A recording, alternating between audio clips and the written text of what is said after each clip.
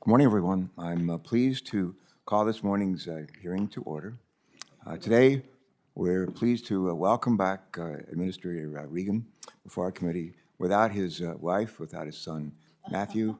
And I'll never forget when he sat back behind you for hours of a hearing during your confirmation hearing. And give him and your bride our best, please. But today, we're pleased to welcome you back before our committee to discuss the President's fiscal year 2023 budget proposal for the Environmental Protection Agency. So why do presidential administrations go through the trouble of putting out a budget every year? Why do they do this? And budgets are, as we know, forward-looking documents. They're an opportunity for presidents to describe, and administrations, to describe their priorities and to lay out a vision for the American people. Last week, the Biden administration released its first full federal budget proposal. And I believe it's clear that this administration's priorities are aligned with the needs of the American people and the immense challenges that we all face. This week, the United Nations Intergovernmental Panel on Climate Change released a new comprehensive scientific report with dire warnings regarding the urgent need to reduce greenhouse gas emissions going forward. The President's budget calls for historic investments to address the climate crisis while ensuring that the benefits from doing so reach our most disadvantaged community. The proposal also builds on this committee's work last year to rebuild our nation's aging infrastructure, groundbreaking investment in greenhouse gas emission reductions, climate resilience, and job creation. In short, the combination of this budget and our infrastructure efforts show we can do good and do well at the same time, and we need to. It's no secret that Congress has not always provided the Environmental Protection Agency with the resources it needs to successfully execute its mission. In recent years, at least until the past year, flat budgets provided by Congress have undermined the agency's ability to do its jobs, and sometimes they were not flat budgets, they were deep budgets with deep cuts. Still, we have been able to avoid the catastrophic harm that the last administration's budget proposals would have inflicted. Instead of slashing the agency's budget by more than 30%, as President Trump's first budget proposed to do, President Biden's first full budget proposal would increase EPA's budget by roughly 24% in fiscal year 2023. This increase in funding is vital to rebuilding the agency's capacity after 4 years of too much neglect and failed leadership. In addition to helping EPA rebuild its workforce, which has fallen by about 1,000 people since fiscal year 2016, I'm also pleased that this budget from this president includes funding to help our nation rebuild as well. And specifically, I was happy to see the request to fully fund our committee's bipartisan legislation, the Drinking Water and Wastewater Infrastructure Act of 2021, while our bill, which was reported out of this committee by, you'll remember, unanimously, and set us off on the right path going forward. And while our bill became the foundation of the bipartisan infrastructure law, the final legislation only funded the state revolving loan fund provisions, as you may recall. And with this budget from this administration, President Biden has prioritized the drinking water and wastewater grant programs that are essential to addressing a variety of water infrastructure needs, especially those of small, disadvantaged, rural, and tribal, and Native Alaskan communities as well. In fact, the budget calls for addressing a host of critical environmental justice community needs by investing about $1.5 billion in clean air, clean water, environmental cleanup, and other grant programs. These investments would make good on the President's Justice 40 initiative and ensure that all communities, including those who have been overlooked historically, receive their fair share of federal assistance from EPA. As co-founder of the Senate Environmental Justice Caucus, along with Senators Duckworth and Booker, I'm particularly grateful that this budget focuses on the needs of our most vulnerable, low-income communities, communities of color, as well as tribal communities, something that I know that you, Mr. Administrator, have prioritized at EPA. The budget also makes significant investments in combating climate change, particularly at a time when Americans are feeling the impact of climate change and the downside of our over-reliance on fossil fuels. I'm encouraged to see the administration treat the ever-growing threat of climate crisis with the urgency that it deserves. After years of cuts, the President's budget proposes $705 million for EPA's clean air and climate programs, a 60% increase from fiscal year 2022. These climate and clean air investments, including funding for the American Innovation and Manufacturing Act and Diesel Emission Reduction Act, would not only drive down emissions and energy costs, but would also help grow our economy by supporting American-made products and technologies. Additionally, this budget would further empower EPA's efforts to regulate methane and other greenhouse gases, gas emissions, as mandated under the Clean Air Act by providing the agency with the financial support it needs to do so. And when it comes to leaving behind a livable planet for future generations, I strongly believe that recycling is an important tool for improving sustainability and creating economic opportunities. And to that end, I was pleased to see that the President's budget will continue to prioritize investments in recycling infrastructure and other waste management initiatives at EPA.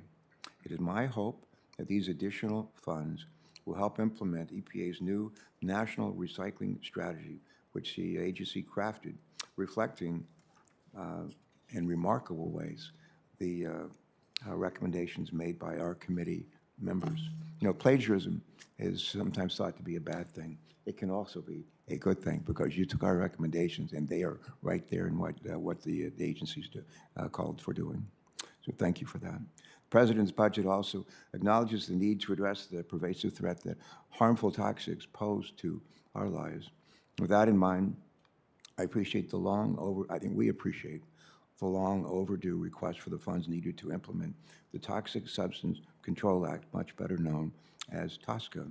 Many of us will recall the extraordinary bipartisan effort led by, among others, right here, Senators Inhofe, former chairman of this committee, David Vitter, Senator David Vitter of Louisiana, former Senator Tom Udall, our colleague from New Mexico, and other members of this committee to reform Tosca. It's one of the most remarkable bipartisan efforts that I've seen in all the years that I've been here, and I commend you, Senator Inhofe, for your leadership.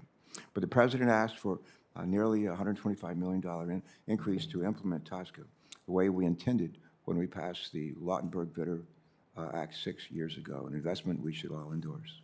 And finally, if I could, I want to tip my hat to you one more time, Mr.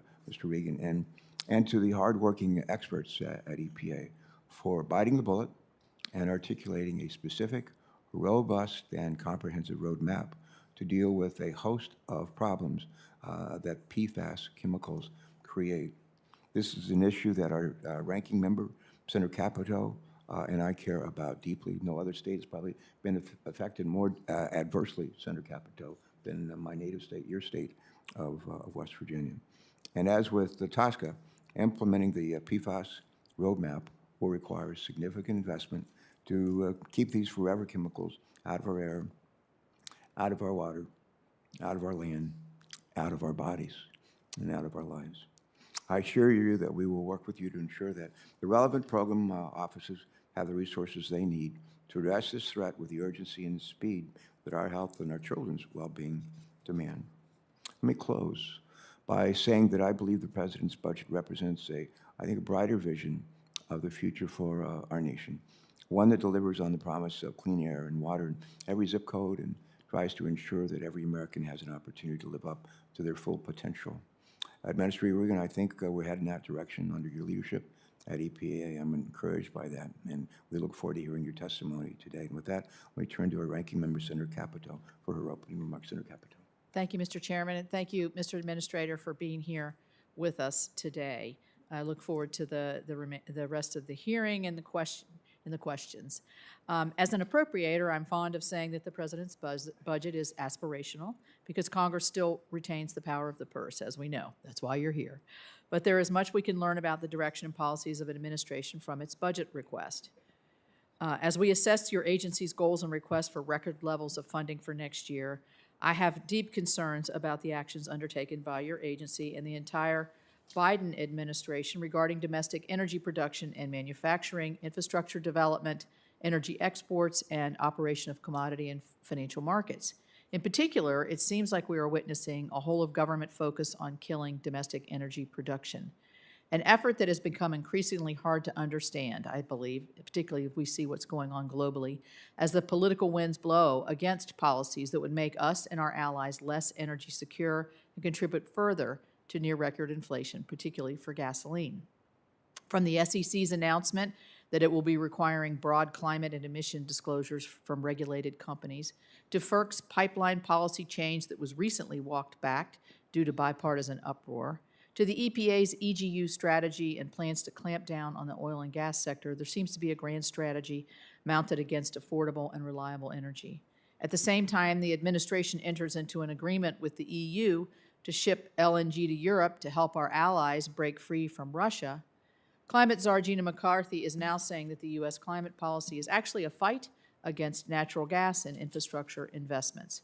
It seems like the left hand doesn't know what the right hand is doing, and honestly, sometimes I wonder what is the real message and who is the real messenger. While you were before this committee more of a year ago, I sought assurances that unaccountable czars like Gina McCarthy and John Kerry at the White House would not be the ones guiding environmental policy.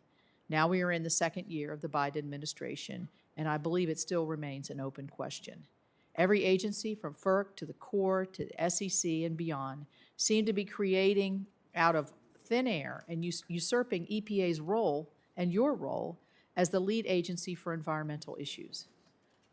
With EPA playing a supportive role in the administration's assault on our energy and economic security, I think we're right to be skeptical about providing additional funding or authority to the agency until we have a firmer understanding of who's calling the shots and who in the federal bureaucracy should be accountable for the inevitable fallout from these policies.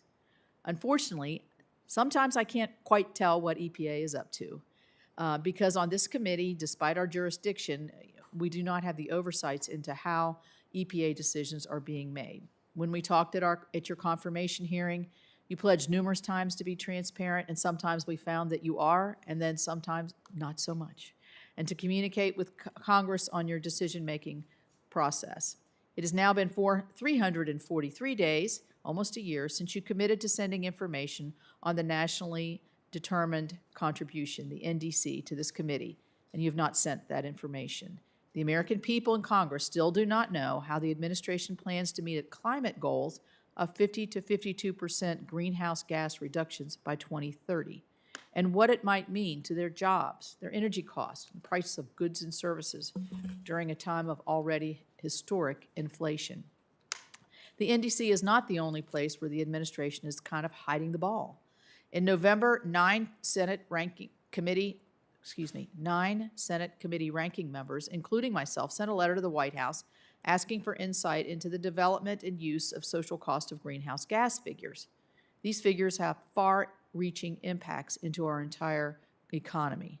We've expressed concerns about the lack of transparency in this process and just asked for basic information from the interagency working group. Congresswoman Kathy McMorris Rodgers and I then followed up last month with another letter on the same issue, and we still have not received a response to either letter. The NDC and the social cost of greenhouse gas figures are just two examples of policies where the administration refuses to be transparent to the American people and to Congress. Many of my oversight requests are related to policies on the Office of Air and Radiation, which is overseen by Clean Power Plan architect Joe Goffman, who has been the unconfirmed, who has been the unconfirmed lead political official in that office since last January. Just a few weeks ago, President Biden nominated Goffman to lead that office as assistant administrator. But in the meantime, the two of you have announced plans to layer on new regulations that will raise electricity prices, including coal, oil, and natural gas at a time of record prices. EPA's mission of protecting human health and the environment is too important to be sidelined by the elevation of certain political signaling and a lack of transparency and accountability, all at the expense of the American people. I would add after that rather strong statement that I would like to thank you for your offer to come and visit West Virginia and oversee some of our water systems as we're implementing the IIJA.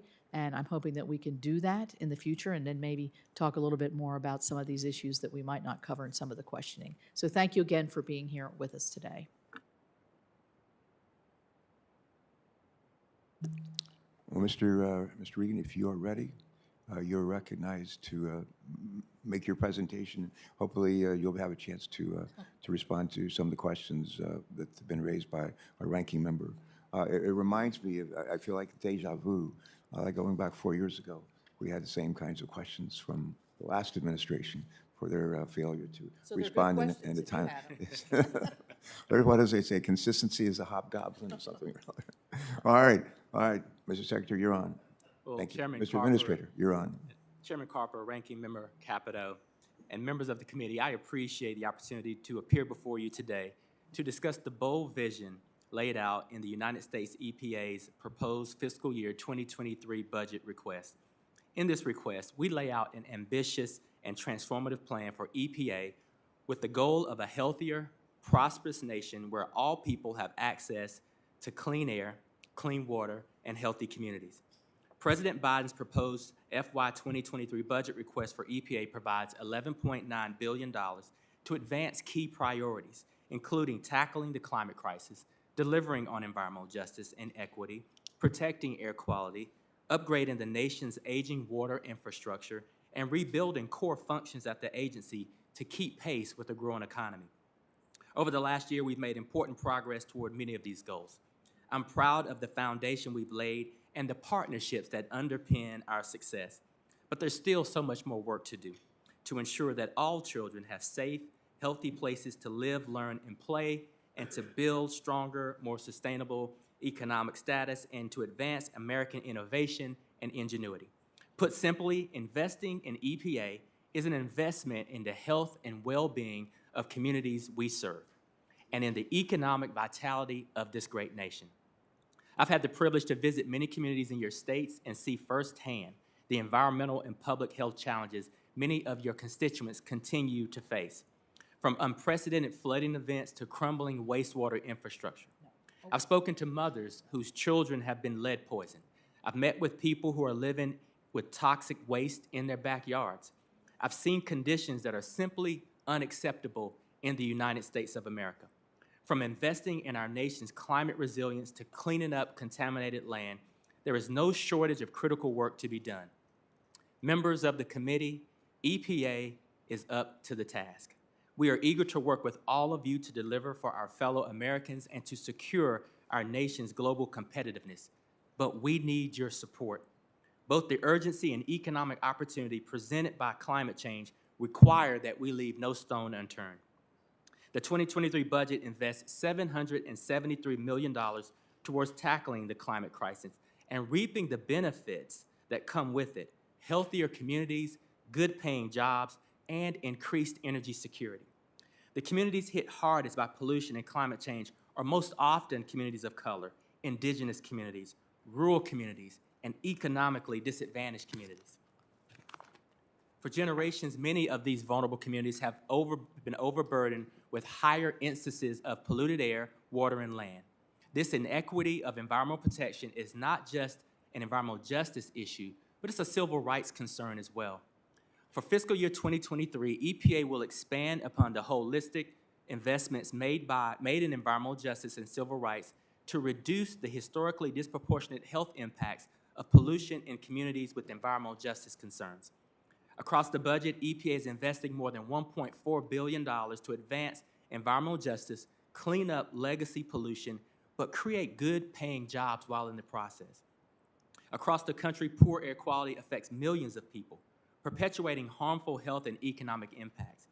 In FY 2023, the agency will protect our air quality by cutting emissions of ozone-forming pollutants, particulate matter, and air toxics.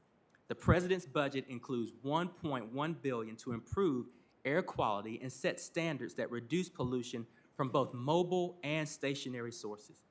EPA's work to set these standards provides certainty to industry, builds on advances in technology, and reinforces market movement towards a cleaner energy system that provides reliable and affordable energy.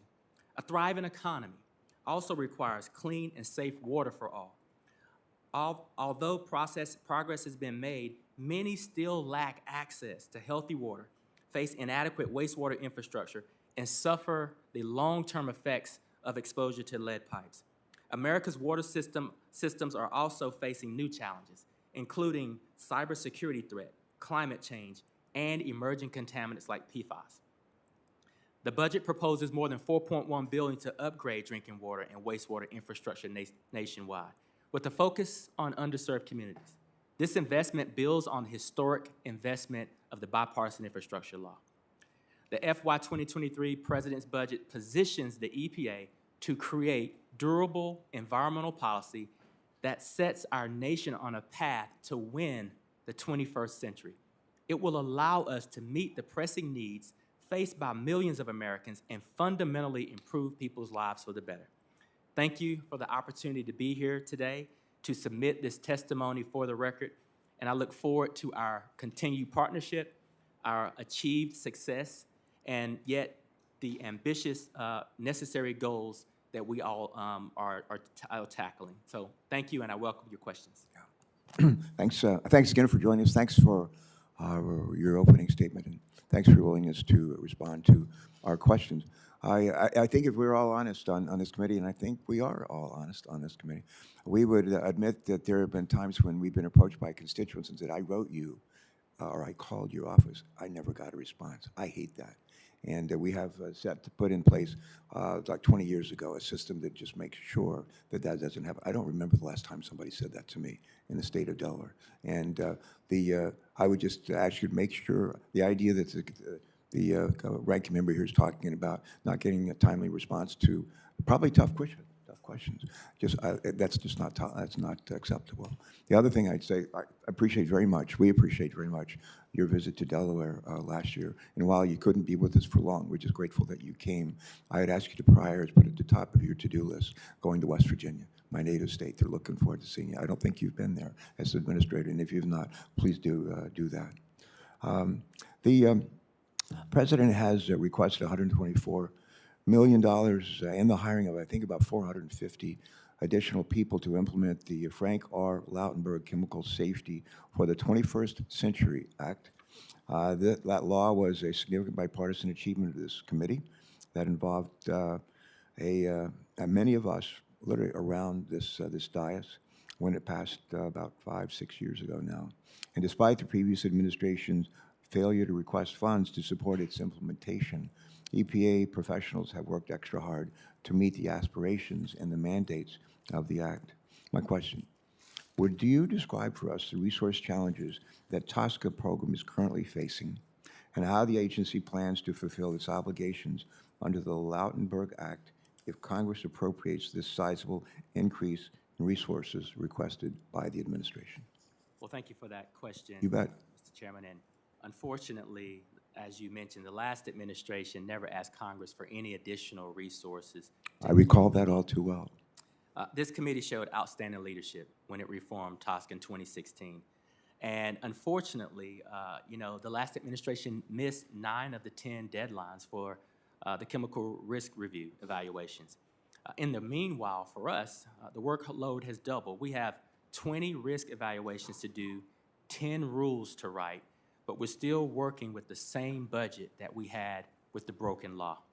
So as a result, EPA only has about 50% of what we think we need to review the safety of new chemicals quickly in the way that the law requires.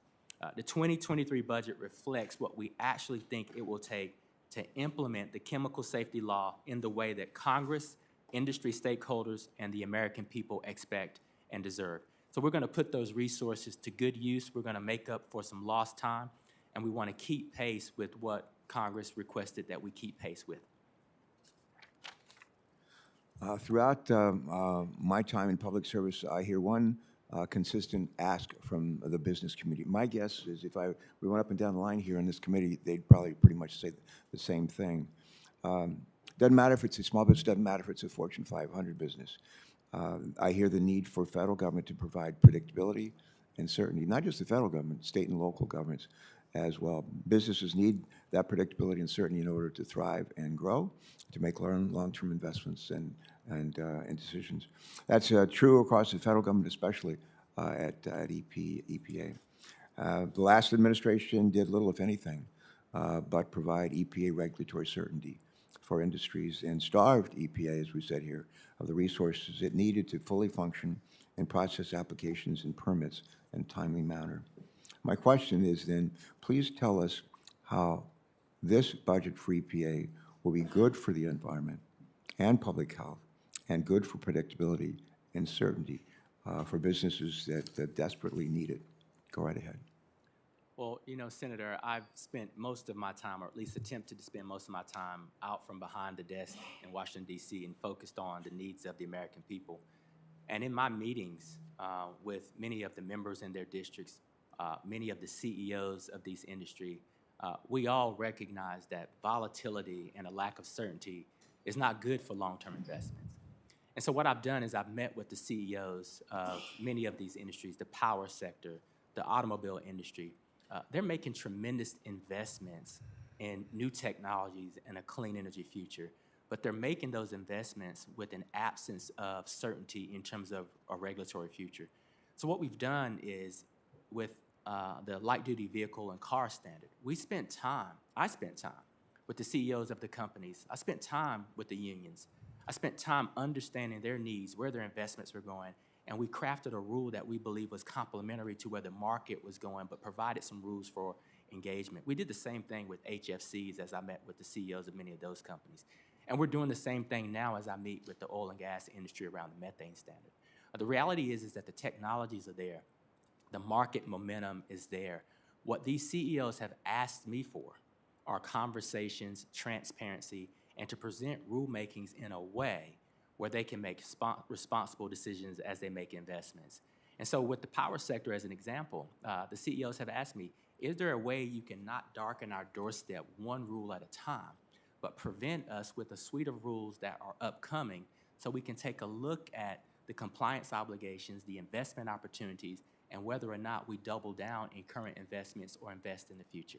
What I would say at EPA is with the resources that we're asking for here, is we're asking for resources so that we can keep pace with a growing economy and technology that is advancing at a rapid rate.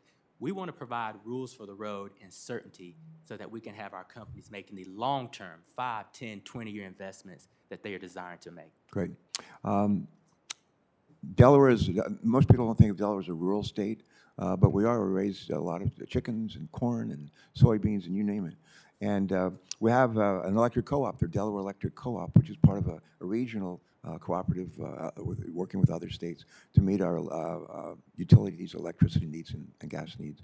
And I met with the head of the Delaware Electric Co-op earlier this week to hear what they're doing in terms of changing up their mix of sources of electricity, moving away from coal, moving to natural gas, actually moving to a lot of renewables as well, a bit more reliance on nuclear. In the suite of folks that you're meeting with, I urge you to meet with the electric co-ops. And they play a major role in North Carolina, where you hailed from, but they're a big part of the solution. I'm sure they would welcome your attention. Thank you. Senator Capito. Thank you. I'm going to go right to the national determined contaminant question that we've kind of gone round and round with each other on. As you know, the administration put out a long-term strategy for 2050, but promising that the 2035 national climate strategy would be coming out soon. We still have not seen that. And I think this is going to have heavy impacts on jobs and job sustainability. How can we get this information from you? Well, Senator, I think we have had some really good conversations around this, and EPA played a role in the NDC process. We didn't lead it. We have provided, I believe, a good deal of what you've requested in terms of how we participate in this process. And again, that was providing the greenhouse gas inventory, an updated version of that, and then some quantitative discussions around how our regulations would impact the pursuit of the NDC goal.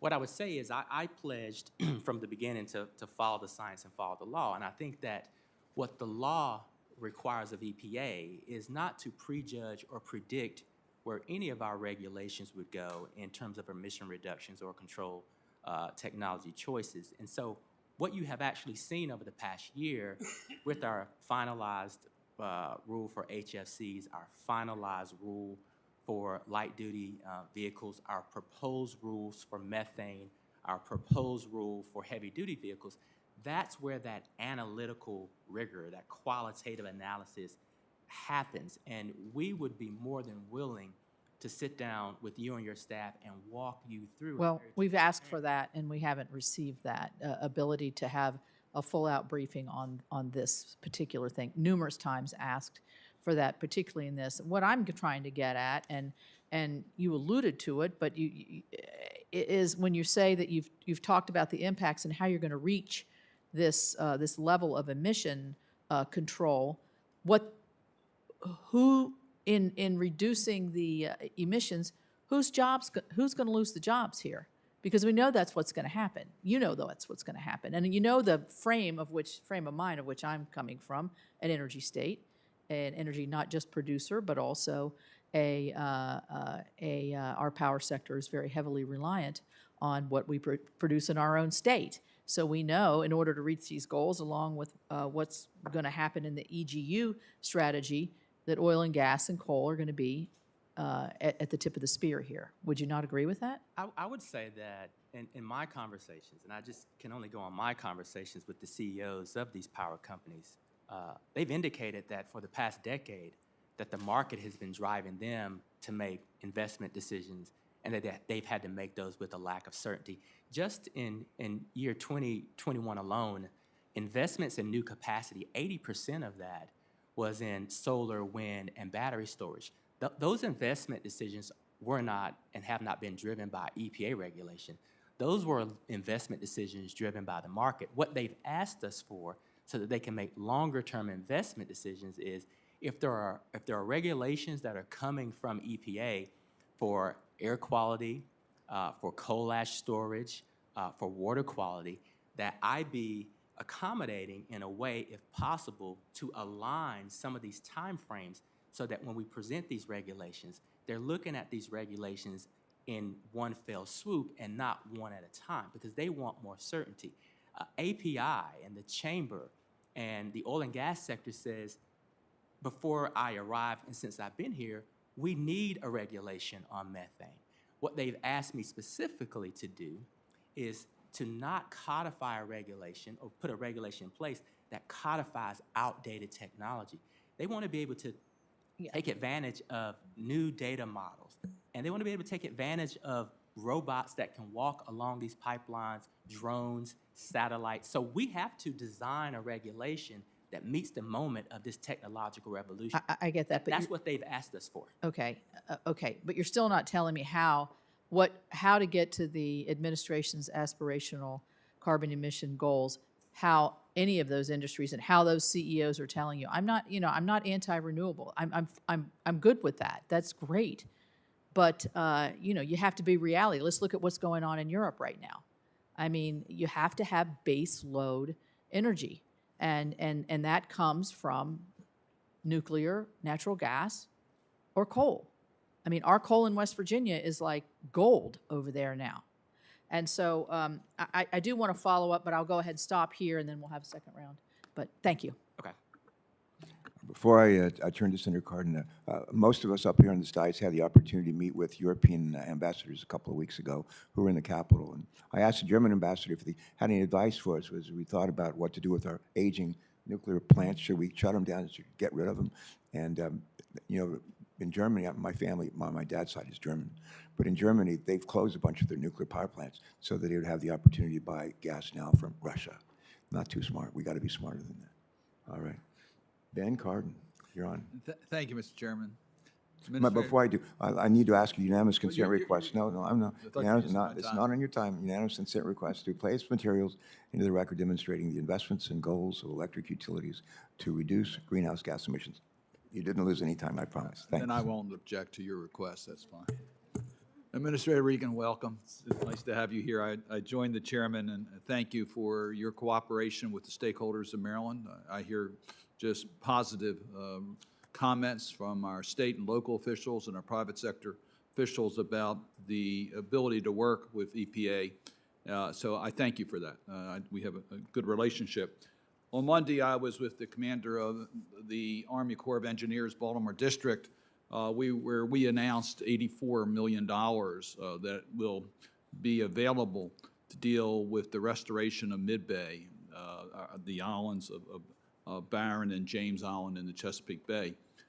I mention that because that's a major step forward in dealing with the economics of our port by having a location for dredge material, but also the restoration of our coastlines and the Chesapeake Bay and the work that we do. Now, part of that funding came out of the bipartisan infrastructure bill, which we were all proud to support. Included in that bill were additional parts that will help us in the Chesapeake Bay, including the state revolving funds. But as you are aware, it also included a direct help for the Chesapeake Bay program, which we very much appreciate. The President's budget appropriates $90.6 million directly for the Chesapeake Bay program. Considering that we authorized $91 million, you're close. You still have a few dollars more you could come up, but we're not going to complain about that. We appreciate the President's budget. But in addition to that, is $47.5 million made available through the bipartisan infrastructure bill for the Chesapeake Bay effort. So we have, I think, an historic opportunity to really move forward, particularly with on-the-ground projects, to deal with the coastal restorations, with the challenges on storm runoff, particularly with extreme weather events, and to deal with agricultural practices. All that, we have a real opportunity to move forward. So I want to give you a chance to talk about how your agency has prioritized these additional funds for the Chesapeake Bay. Well, you know, I think I share your level of enthusiasm for the Bay. I just took the helm of the Chesapeake Executive Council. So EPA is more than committed. I've committed my time, my staff has committed its time to the leadership there. You know, we're grateful for the resources that Congress provided the President's budget request of 2022. We've consulted with our partners and we've made some really important decisions on how to use the funding that we've received so far. On April 18th, we're set to announce the allocation of $40 million from FY 2022 infrastructure funding. We'll target this money for the innovative nutrient and sediment reduction grants and the small watershed grants. This funding will support the on-the-ground implementation and technical assistance efforts to increase access efforts across the Chesapeake Bay watershed. We also plan to provide $36 million to the states in D.C. and $19 million to the National Fish and Wildlife Foundation, which administers innovative nutrient and sediment reduction grants and small watershed grants. So we can follow up on some of these things, but I'll say that we are putting the resources that we've received to good use on the ground. I believe my role on this executive council will be pertinent there, and we are also hopefully close to securing a Chesapeake Bay advisor to the administrator. Well, I thank you for that. I thank you for your personal leadership on the nutrient reduction programs are critically important. The small watershed grant programs, I'm glad to see you mention that. That just expands the stakeholders' interest in more people getting engaged in the Chesapeake Bay restoration efforts. And it's a small amount of money, but it's leveraged to incredible opportunities. A lot of schools have taken advantage of it. Local communities have taken advantage of it. There have been innovative approaches taken to storm runoff as a result of these small watershed grants that have led to major policy changes. So I'm glad to see that is a priority for the allocation of these funds. I want to ask you one additional question dealing with a provision that was Senator Capito and I authored dealing with resiliency in our water treatment infrastructure that deals with weather and cyber threats. Could you just briefly tell us how you plan to implement those programs to deal with the threat of extreme weather and cyber? Well, and the cyber is one that we are really paying attention to. We've known for some time the threats of climate change. We've known the threats of cyber. We're seeing an uptick there. In the new budget, you'll see a $100 million request so that we can really focus on cyber and focus on some of the threats that you've just mentioned. We saw just this week in the news from the IPCC that the window for managing these climate threats is narrowing, is shortening. And so this year, we're excited to say that we have some really focused work that we can do through the bipartisan infrastructure law, but even more with the resources that we've asked from the president's budget that specifically continues to shore up our nation's crumbling water infrastructure, but pivot and pay very special attention to the cyber threats. Thank you, Mr. Minister. Thank you, Mr. Chairman. You bet. Senator Inhofe. Thank you, Mr. Chairman.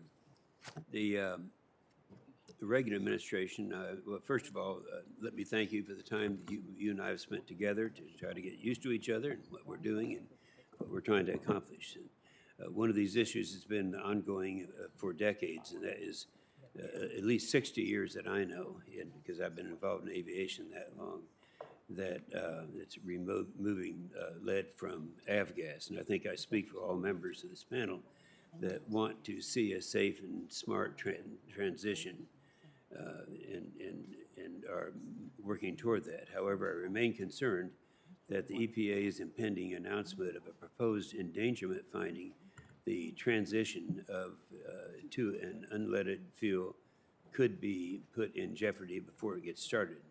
There are over 200,000 aircraft and 1,800 different engine types in general aviation in the fleet today, and a large sector of this fleet needs 100 low-lead fuel to operate. So let me just start with one question that I think is probably pretty self-evident. That is, will you commit to fostering a safe and smart transition and working with the FAA and industry to help ensure that fuels available today remain available until a solution is fully approved and widely available? In other words, well, go ahead. Senator, absolutely, we'd have to do this in a very responsible way. I would like to say that, to your point, this issue has been bounced around for a number of years. I think what we've decided to do is responsibly, instead of just talking behind closed doors, take on a process that actually pursues whether or not there is an endangerment finding. And so that process will be very public. We're at the beginning of that process. We'll be very transparent with all of our stakeholders, and so there will be no surprises there. Okay, well, I appreciate that, and we have a company in Oklahoma, and I mentioned this to you once before, called GAMI, General Aviation Modification Incorporated. They're leading the nation in this new field, and they've been so very successfully, and I think that we're in a position now where we're going to be able to maintain what we have now until such time as we have the security that's backing behind it. One other question, Mr. Ambassador, in January of 2021, on President Trump's last day in office, the price of gas was $2.38. This past month, worsened by, I believe, the Biden administration's policies, the national average cost per gallon surged to $4.33. Now, think about that, $2.38 to $4.33, making it the highest average price we've ever had on record. And President Biden keeps breaking records, and those records are breaking American budgets. In November, you released a proposal that would impose new burdensome methane regulations on the oil and gas sector, which could lead to devastating consequences for American jobs immediately. And Democrats in Congress have proposed a methane tax that would increase the average family's electricity and heating bill by some 17%, which is huge. And we're going to keep talking about that because it has to be talked about. And Mr. Administrator, would implementing the methane tax on the oil and gas industry have any effect to lower the energy costs for Americans? Is there any spin that can be put on this that somehow this is going to lower the price for fuel in America? Well, you know, Senator, I think that the methane, what we've done is, I think we've provided strong technical assistance to Congress as Congress deliberates on what that methane tax program would look like. What our focus is ensuring that any program that's designed would be complementary to the proposed methane rule that we have in place. Yeah, well, Again, here's the problem I have with that answer. You know, if there's some notion out there that somehow a methane tax on oil and gas is going to lower energy costs, then we don't have an argument anymore. I mean, you're not saying that, surely. Well, what I'm saying is, for instance, if it builds on the methane regulation that we're proposing, one of the things that the industry agrees with us on is that we can create a framework where we are capturing a lot of lost product, millions of dollars of lost product. That's fine. My time is up, but I've got to get it answered. In fact, I don't think there is an answer to this. What you are saying that a tax increase on methane on oil and gas somehow can be a lower energy cost for America. Is this what you're saying? I'm saying if properly designed, which is Congress's responsibility, that a methane fee, according to the industry, might create You know, every time I competitions hear this, for according to technology. the industry, it's interesting because my phone starts ringing off the hook saying, "Well, I didn't say that, I didn't say that." So that's a reality we've got. My time is up, but I would ask this question. You can ponder. I'm going to ask my colleague just to just hold. We'll have another round. Well, we have Armed Services meeting at the other round, so this is the only chance I have to ask. Oh, go ahead. I just asked I you to won't keep it ask brief. for the question. Okay? All right. How would you assure every American the EPA's proposed regulations will not contribute to the elimination of jobs in the fossil fuel sector or increasing gas and other energy price consumers? For the record, okay? Thank you, Mr. Chairman. You bet. I would say to my colleague, I sold my 2001 Chrysler Town and Country minivan last year for $1. It had 600,000 miles on it. And every day when I drive to the train station to catch the train to come here, I drive by the same BP gas station that I've driven by for, gosh, 30-some years. And I've been watching with alarm and with concern the price of gasoline there. Last year, my wife and I bought an electric vehicle. We tried a bunch of them out and ended up buying one that's largely sourced in America. And I don't have to stop at the gas station anymore to buy gas. The gas is over $4 a gallon. Well, I think one of the best things we can do with respect to supply and demand is the laws of supply and demand. If we had less demand for gasoline because people were buying energy-efficient vehicles largely built in America, that could help us as well as we try to get this price of gasoline under control. I have a unanimous consent request. I want to ask unanimous consent request to submit for the record 2 studies that highlight the need for smart policies to encourage methane capture and lower energy costs for consumers. The first is a study by nonprofit Environmental Defense Fund, which finds that oil and gas operators are wasting hundreds of millions of dollars worth of methane annually into the air, meaning that this potent greenhouse gas is heating our planet instead of heating our homes. Second study is by the nonprofit Resources for the Future, which finds that the methane fee policies that Congress is considering today could achieve substantial emissions reductions at near zero cost to consumers. All right, without objection. Senator Whitehouse, thank you so much for joining us. Thank you, Chairman. Thank you. Let me say that I am informed here by the planning that my state has to do for a change in our map as sea levels rise against our shores, and we will lose a lot of coastal property and face very significant economic damage, specifically related to fossil fuel emissions. So from that background, let me say that I completely reject the arguments that I'm hearing from the other side that it's okay to not meet climate goals,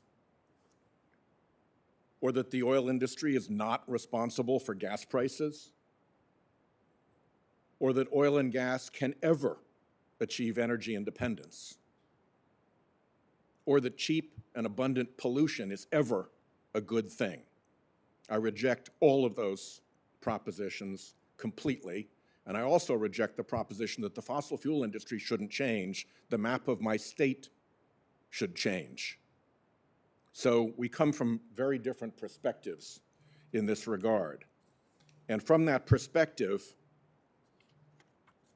as I understand it, with respect to carbon emissions point sources, 15 months into the administration, EPA has no rule for power plants, either coal or gas. Is that correct? We are looking at proposed rule for gas, and we are working towards a proposal for. Yeah, so no rule. Yes. Well, we have this Supreme Court decision that we are also keeping an eye on. We want to be sure that the rule that we design will fall within where the Supreme Court will land, so that we will be within the realms of Will the you be law. ready to go within a week or a month after that decision? Are you doing the preparatory work to have that kind of response? We're going to be ready to go as soon as the Supreme Court rules. We'll be ready. I to hope go. so. With respect to methane emissions, as I understand it, it doesn't address venting and flaring, which are the two most frequent manners of emission, and that I guess you're in the process of trying to improve the methane reporting, but do you concede that for years what EPA took as methane emissions and leakage reporting has been dramatically underreported? I concede that we believe that emissions have been underreported. I also recognize that we proposed a rule and we've taken significant comments. Senator, we received over 500,000 comments on that proposed methane rule that covers a lot of issues that we're taking very careful thought with. And by the way, Yeah. I have to say that those I don't want my state to sink while you're being careful, so forgive me for being a little bit impatient here. Chemical plants, do you have any rule for point source carbon dioxide emissions from chemical plants? We do not have that yet, sir. How about refineries? Do you have any rule for point source emissions from refineries? We are working towards all of these stationary sources. How about cement plants, metal plants, paper mills? Any rule for any of them? We are taking a look at all of the sources of CO2 and looking at what authorities we have in the Clean Air Act to act on them. With respect to mobile sources, is it fair to say that your cars and light trucks rule is essentially a return to the Obama-era rule? And no, it's not. Okay, we'll follow up on that. Is it fair to say that your heavy-duty trucks and buses rule is weaker than California's and does not require increased zero-emission It's fair trucks to and say buses? that we have proposed step one, but there are multiple steps to how we regulate heavy-duty vehicles, and there'll be multiple steps as to how we regulate light-duty vehicles. And you have no rule regarding aircraft emissions? We Correct. have no new rules for aircraft emissions. How long do you think you have? Well, Senator, I think we have to be honest about the state that the EPA found itself in when President Biden was elected. I think we have to look at the level of resources that the agency currently has. We did not get the resources we requested for 2022, and we're making a significant ask for resources for this year. I can say that since I've been there for the past year, we've got staff working nights and weekends. We're playing catch up. We're digging out from under court cases. And I'm really proud of the record that we have when you look at the rules that we have proposed and finalized within the first year of the Biden administration. I know we can't dig ourselves out of this hole overnight, but what I can say is when you look at the HFC's rule, when you look at the proposed methane rule, which the proposed methane rule is the most stringent rule ever proposed for oil and gas, looking at both new and existing. When you look at the rule that we finalized for light-duty vehicles, the proposed rule for heavy-duty vehicles, when you look at the suite of options that we're considering to bring the power plant sector in line, I am damn proud of what this agency has done over the past year with the resources that we have. The problem is that in an emergency, effort doesn't count, results count. That's the problem. Thank you. Thank you, Senator Whitehouse. Now, Senator Kramer, it's your turn. Please proceed. Thank you, Mr. Chairman, and thank you, Administrator, for being here. And one of the things, there are many things I appreciate about Senator Whitehouse, but when he honestly says we come from different perspectives, he's right. But I remember what you said last week about the, you know, emission standards and energy production goals don't have to be mutually exclusive. And I agree with him. We should find more ways to capture natural gas rather than vent and flare it. There's no productive use of vented and flared natural gas. So let's work on common goals together. And I'm going to get to that in my second question. But first, Mr. Administrator, I want to raise a separate issue, and then I'll get to methane rule and natural gas. When you were in North Dakota, and thank you again for coming out so quickly after you were sworn in to talk to farmers and ranchers and others about waters of the U.S., but you met then with our North Dakota Agriculture Commissioner, Doug Goring, about WOTUS. But earlier this year, February of this year, Commissioner Goring sent your office a letter. They're still waiting for a response on it. It was sent to the Office of Pesticides Programs. And it relates to the existing stocks of unusable chlorpyrifos. You're probably familiar with that. But anyway, last year, you guys, the EPA banned the use of this chemical, and gave farmers and retailers 6 months to dispose of it. The rule came out, I think it was in August, which means winter is coming in North Dakota. So the bottom line is farmers have a lot of this stuff on their shelves, and they're coming up on having to dispose of it. Same with retailers that have purchased this, in anticipation of the next growing season. And there's been very little to no guidance on how to dispose of it. Our state's not prepared to be able to do that. What I worry about, quite honestly, is a perverse incentive to, dispose of it improperly. If there's punitive threats in store, or use it illegally, which I certainly don't advocate. I'm just bringing it to your attention and just want to see if you could provide me some assurances that the EPA is not going to seek to punish growers who currently hold the product and work with more importantly, work with our state agencies to properly handle the disposal. And we are, even in North Dakota, the ground is thawing out now, and we're coming up on planting season. So if you could just sort of raise that to the top and get back to Commissioner Goring or me, that would be really appreciated. And if I might add, Please. I think, so in 2021, the court has indicated that EPA had abdicated its responsibility since 2007. And they put us on a timeline and told us that either we could prove that chlorpyrifos was not harmful at all, or we had to take the action that we took. Right. It was a hurdle that the agency couldn't meet. So Right. one of the situations we find ourselves in, especially with pesticides, is because of inaction over decades, the court now is putting us on these timelines. I can commit to you that we are working, our regional office is actually working with your state now to think about how we navigate that tough terrain that we find ourselves in. And that's what we want. We want to be part of the solution. So Yes. I'm grateful for that. I'm going to run out of time before I get to this next issue, but I'm going to start it. I want to turn to the methane regulations and the whole of government approach that I think is necessary to meet the goals that you've laid out, and bring up something that's come up already a couple of times. Of course, is the bipartisan infrastructure bill, which provided, among several things, some regulatory streamlining for the build out of natural gas infrastructure for capturing natural gas. And in the Bakken, where we produce a lot of oil, natural gas is a byproduct of that. And so we do have some venting and flaring. Now, I've got a chart right there that we presented to you that demonstrates sort of the different goal, not the different outcomes. And the range of capture of natural gas from the Bakken oil production ranges from 56% to 94%. Now, the good news is that state average is 93%. I'm going to make just a simple point here. The 94% is all state and private land, and the 56 to 83% is largely either tribal land or other public federal lands. My point being that we need to do better on the federal lands and the Indian lands, and that's a bureaucracy. That's what you take bureaucracy and then you add another layer of bureaucracy with tribal lands, and you have lots of bureaucracy. So as we work through this, as we work through these goals, these not mutually exclusive goals that you spoke of last week, I really hope that a lot of this is BIA, or I mean, well, some BIA, but largely interior jurisdiction. But the infrastructure bill did provide the NEPA incentive. In fact, it makes NEPA, waives NEPA on federal lands where we can demonstrate a reduction of methane emission, which clearly, if you're capturing the gas, you're reducing.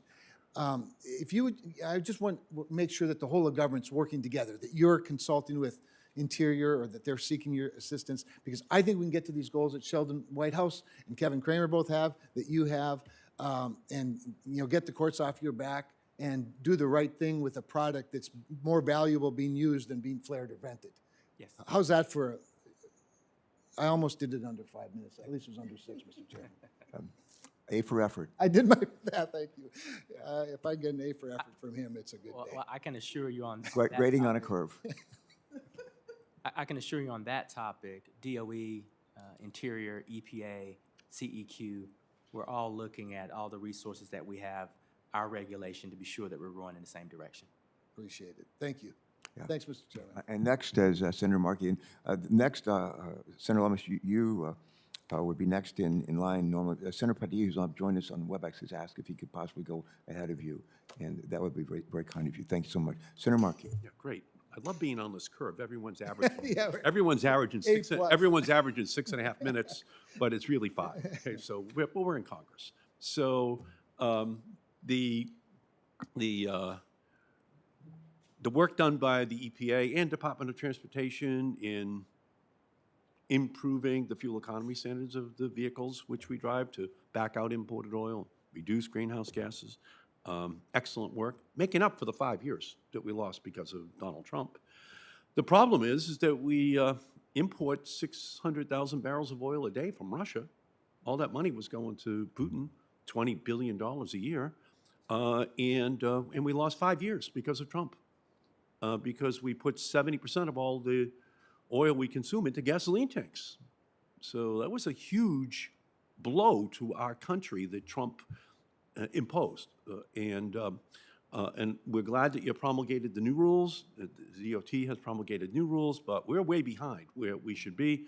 For every 15 million all-electric vehicles which we deploy, we back out all of Russia oil. The next 15 million vehicles backs out all the Saudi oil, et cetera, et cetera. So it's a tragedy, but we're making up for it. So in terms of the new rulemaking towards the 2027 standards, where are you in that process of starting to look at the standards that would begin in 2027? We're there. We're working hard. We just completed 2023 to 2027. We aligned those regulations with DOT so that we could have both agencies for the first time in a long time aligned so that the industry would have certainty. No, I agree with you. Where are you? How are you doing on beginning the process for the next set, beginning in 2027? We started. You started? Yes. And so, do you have a goal for the completion of that rulemaking? You know, I will have to get back to you on that exact timeline, but it's one that we're tackling urgently. In the meanwhile, one of the incentives for us was for restoring the California waiver is so that California and other states can also continue to move forward while the federal government does its And that is critical work, and it has to be done. But in the same way, as you're saying, the market needs predictability on propane. Well, it needs predictability on long-term vehicle standards. That's right. So I just urge you to put that front and center, finish it quickly, hand it in early, so that the market knows that there are going to be regulations 27, 28, 29, 30 that are there. Then we can plan towards backing out all that imported oil.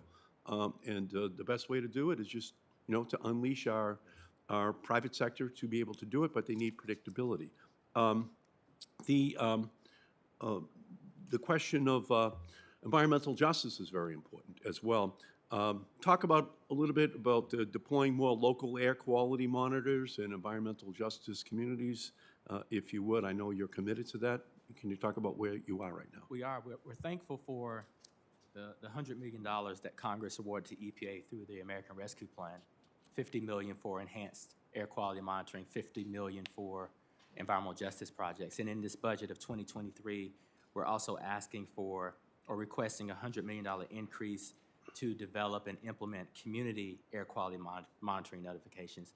We've looked at our air quality monitoring system in this country. It's antiquated.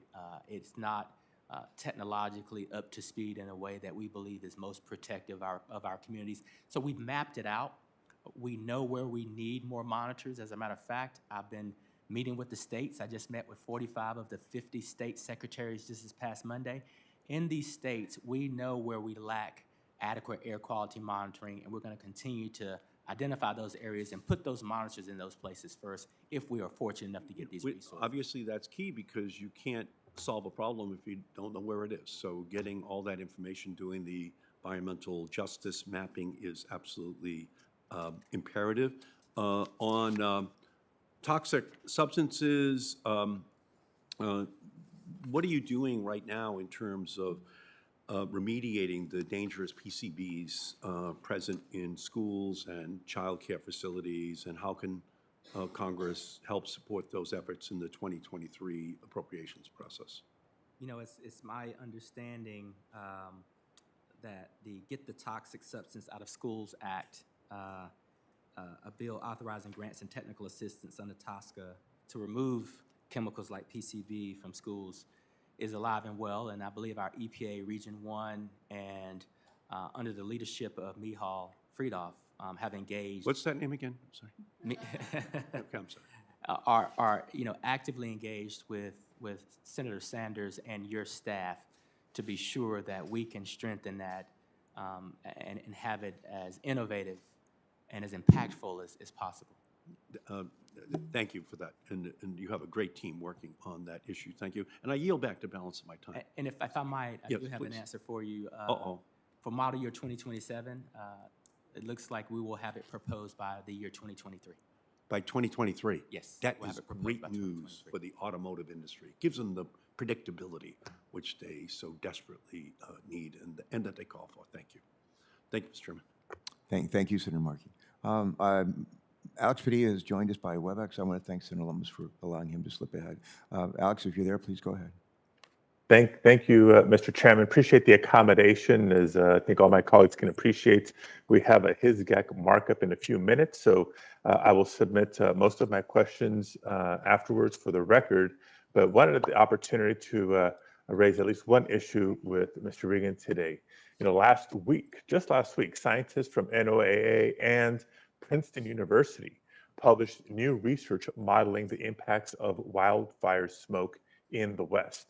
Research found that Westerners, particularly residents of Northern California, my home state, could see particle pollution from wildfires increase by more than 50% by the year 2050. So that's actually in the relative near term, and potentially triple by the end of the century. It also found that not only is climate change making wildfires more frequent and certainly more catastrophic, but climate change drives other air conditions like air stagnation, which further increases dirty air.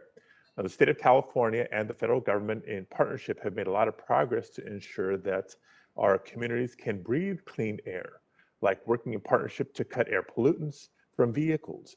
But we have a lot more to do to mitigate against the harmful impacts of wildfire smoke, which is why this study was so critical, and it shows that it's only getting worse. So my question is this, Administrator Regan, I was glad to see that in the fiscal year 23 budget request includes $6.5 million for a wildfire prevention and readiness program to identify, to predict, and communicate when and where smoke events are occurring. I was hoping you can just spend a minute elaborating on what the EPA's plans are for how to implement those dollars. Well, thank you for the question, and we know that the public depends on us to provide trusted information about air quality conditions and the health impacts before, during, and after these fire and smoke events. So we do the research to build the tools needed to understand those impacts on air quality, but also water quality and health. EPA's Air Now website and mobile app received over 13 million page views in 2021. And so we're improving that map so that users can view in real time and learn about actions that they can take, personal actions they can take to reduce their exposure.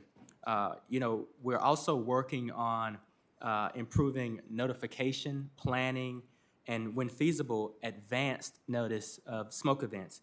So our budget requests support the need for improved readiness by enhancing our wildfire data and communication, but also to enhance the technical capabilities that we desire to push that information out to those who need it the most. We have so many parents, so many mothers who, when they drop their kids off at school during a wildfire event, want to know if their children are safe at school. Can they go out for a jog during the day?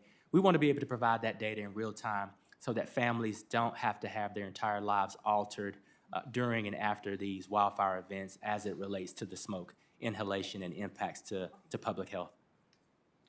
Well, thank you for your response. Look forward to following up with you on this topic and the others that we'll submit for the record. Thank you, Mr. Chair. Thank you. Senator Lummis. Thank you, Madam Chairman. Welcome, Administrator Regan.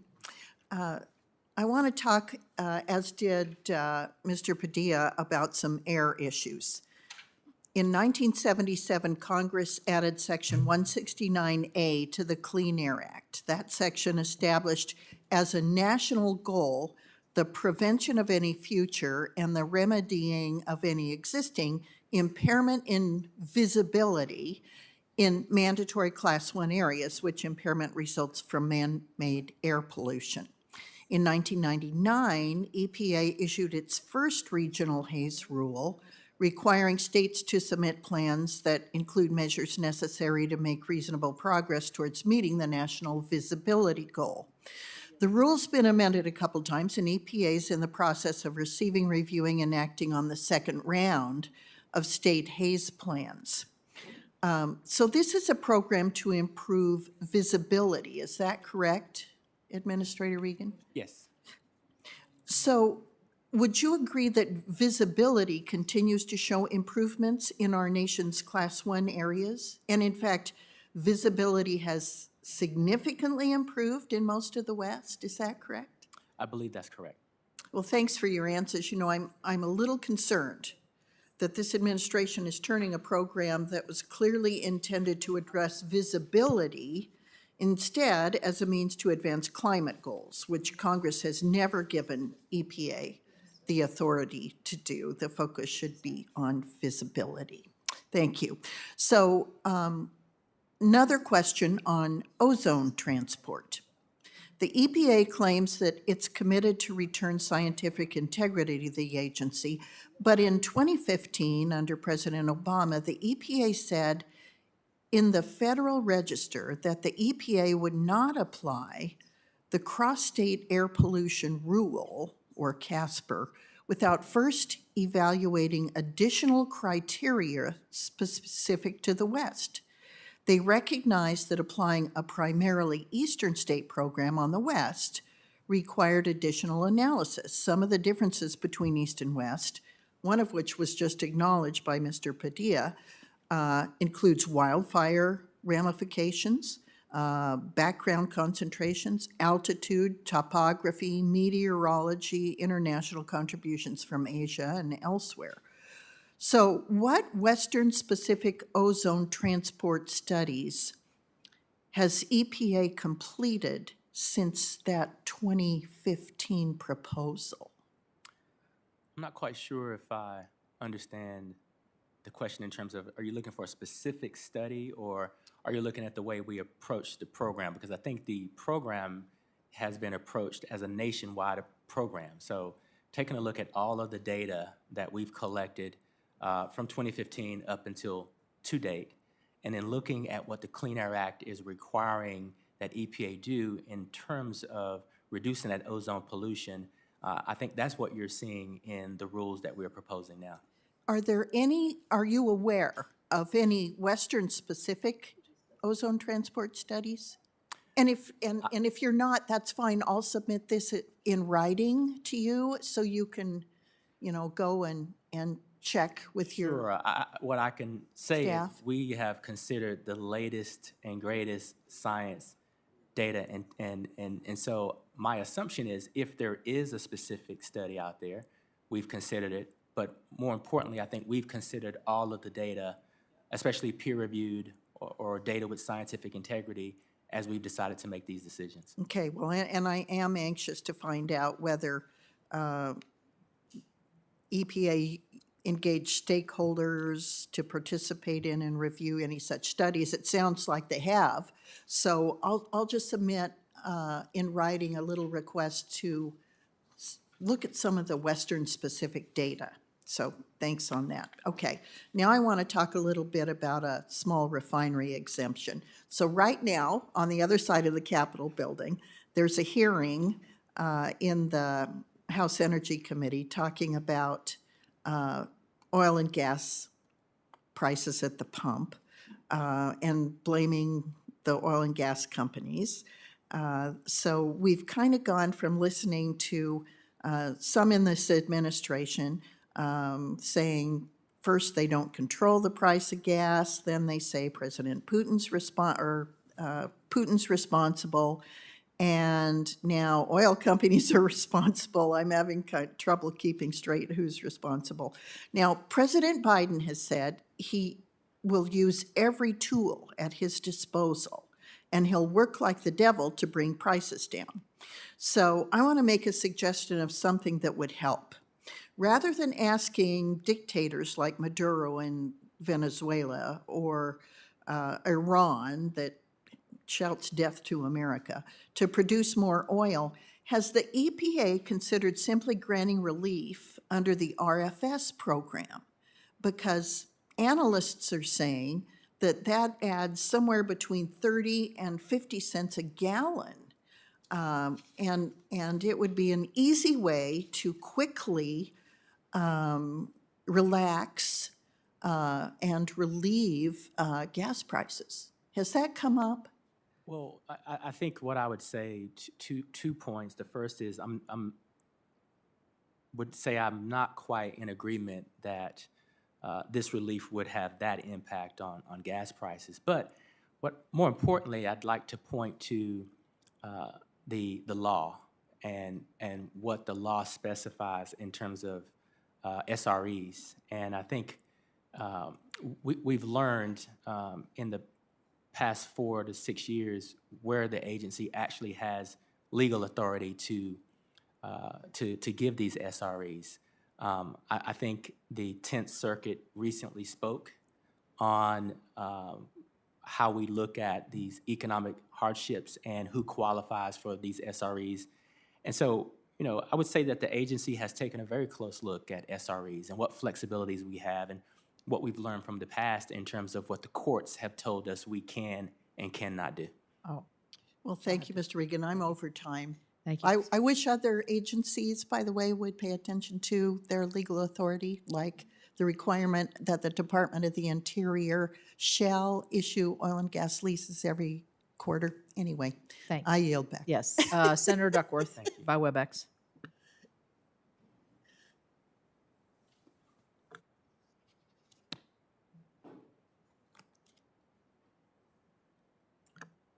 Have we heard from Senator Duckworth?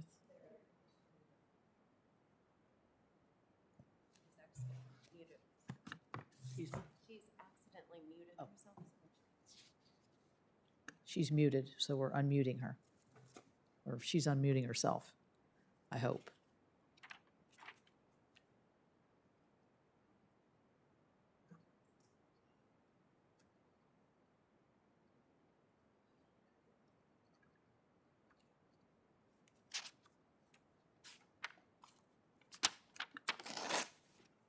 Should I go to Senator Ernst?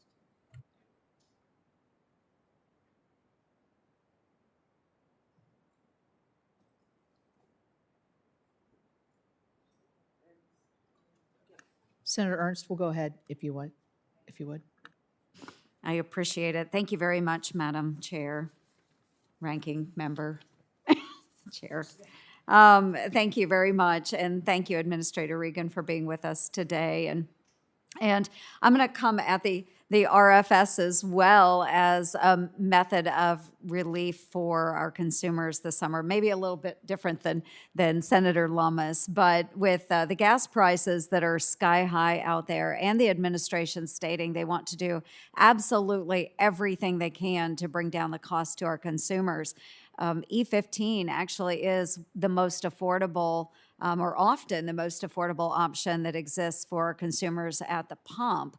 And so, Administrator, are you going to allow for E15 to be sold this summer like it has over the past 3 summers, or will this low-cost option be eliminated during our summer months?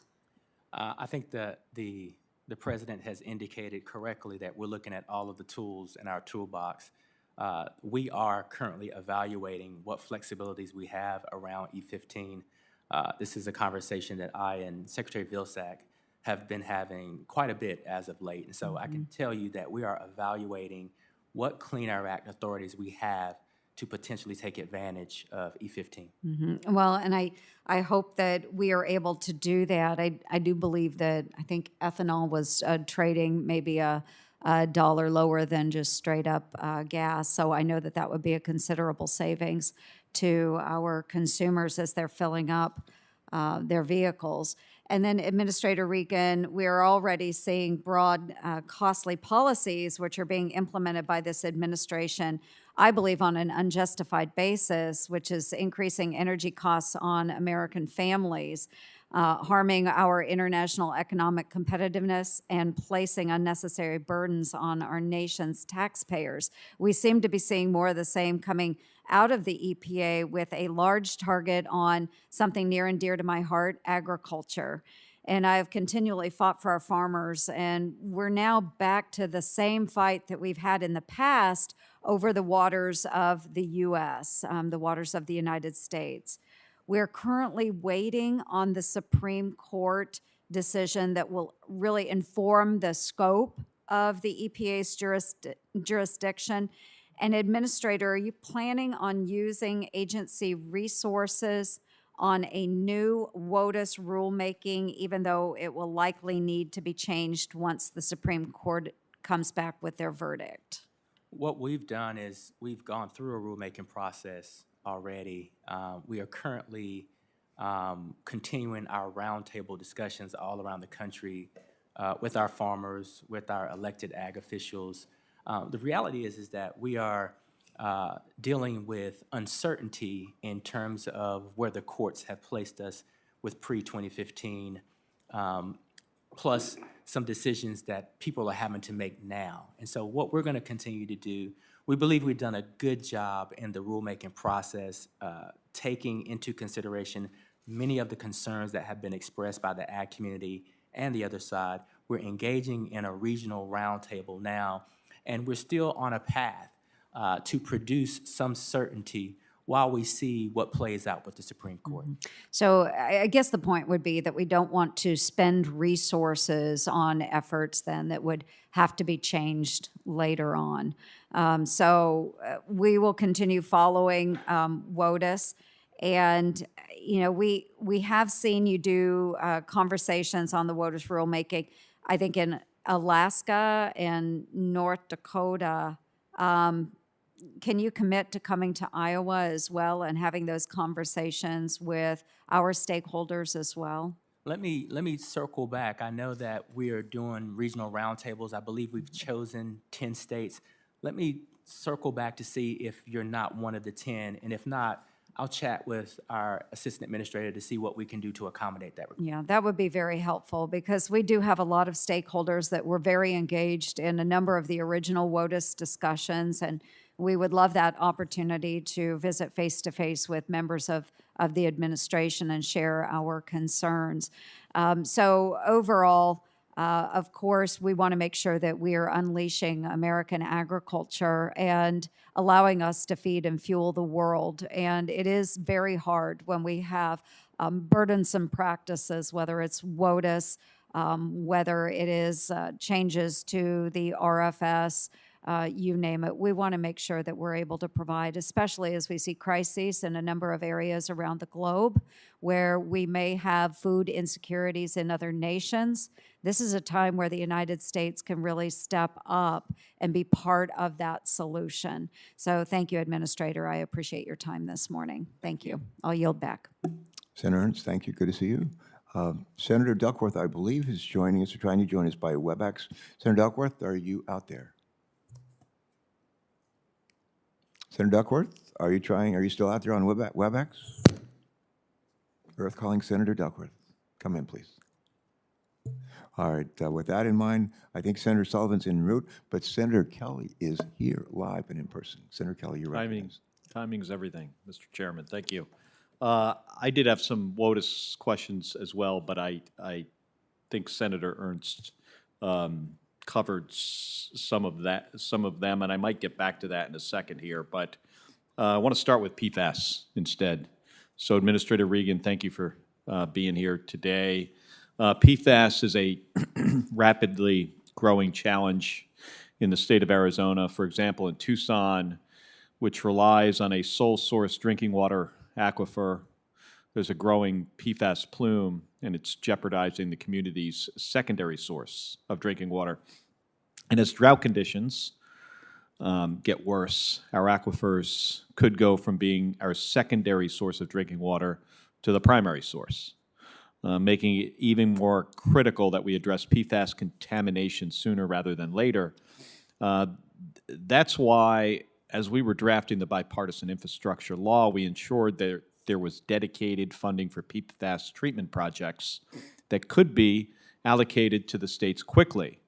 I'm hopeful that as EPA develops implementation guidance, the unique needs of drought-prone states like Arizona can be kept in mind. As you finalize guidance under the infrastructure law for the Small, Underserved, and Disadvantaged Communities Grant Program, how will the needs of areas experiencing prolonged drought conditions receive needed assistance when addressing these cleanups?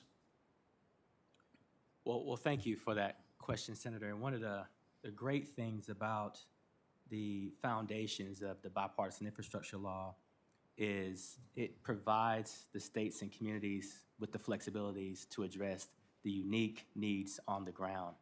I think what you'll see coming from EPA as it relates to these, the water infrastructure resources are existing flexibilities, but the reliance on our states as co-regulators. We believe that the states and communities know their people better than we do. And so as we prescribe these programs, it is done with an eye towards the innovation and the creativity and the flexibility that the states have been focused on for those specific issues that are unique to their states, like in your case, sole source and PFAS contamination. And one specific issue is that we are, over the last 20 years, been suffering from this historic drought.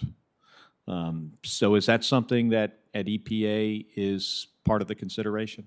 Absolutely. We are laser focused on providing our water utilities with the technical assistance and the resources that you need for a resilient 21st century water infrastructure. We need to see more reuse. We need to see more water efficiency. We also need to improve the quality of that water. All of those things are top of mind.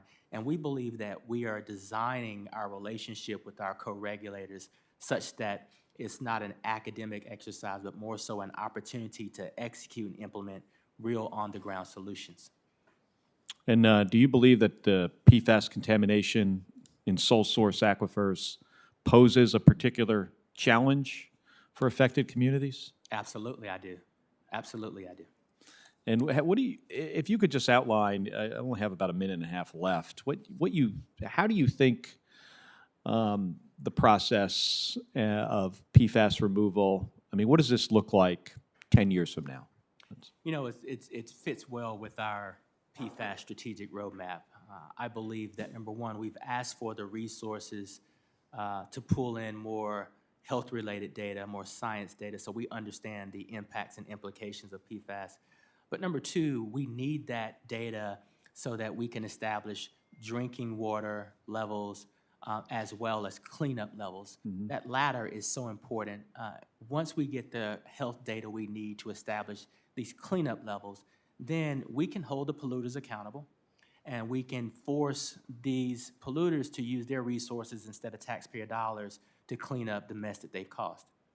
Do you think it's reasonable to expect that in coming years we could get the, and I know you don't have the data sitting in front of you, but get the Tucson aquifers and the other aquifers that are contaminated by PFAS in the state of Arizona and other states back to where they need to be, safe and reliable drinking water sources? That is our desire. That is our hope. I saw this firsthand in North Carolina. I saw the devastation that it caused. I know how much money it's costing these water utilities, especially these small water utilities, to provide safe, reliable, and affordable drinking water. We have to get there for the American people. All right, thank you. Senator Sullivan, you just barely sat down, but if you're ready to go. Yeah, I'm ready. You're recognized. Thanks for Thank you, joining us. Mr. Chairman. Administrator, good to see you, sir. And I look forward to having a good discussion here. You've seen this chart before. This is a really important chart to me, and I try to show it a lot.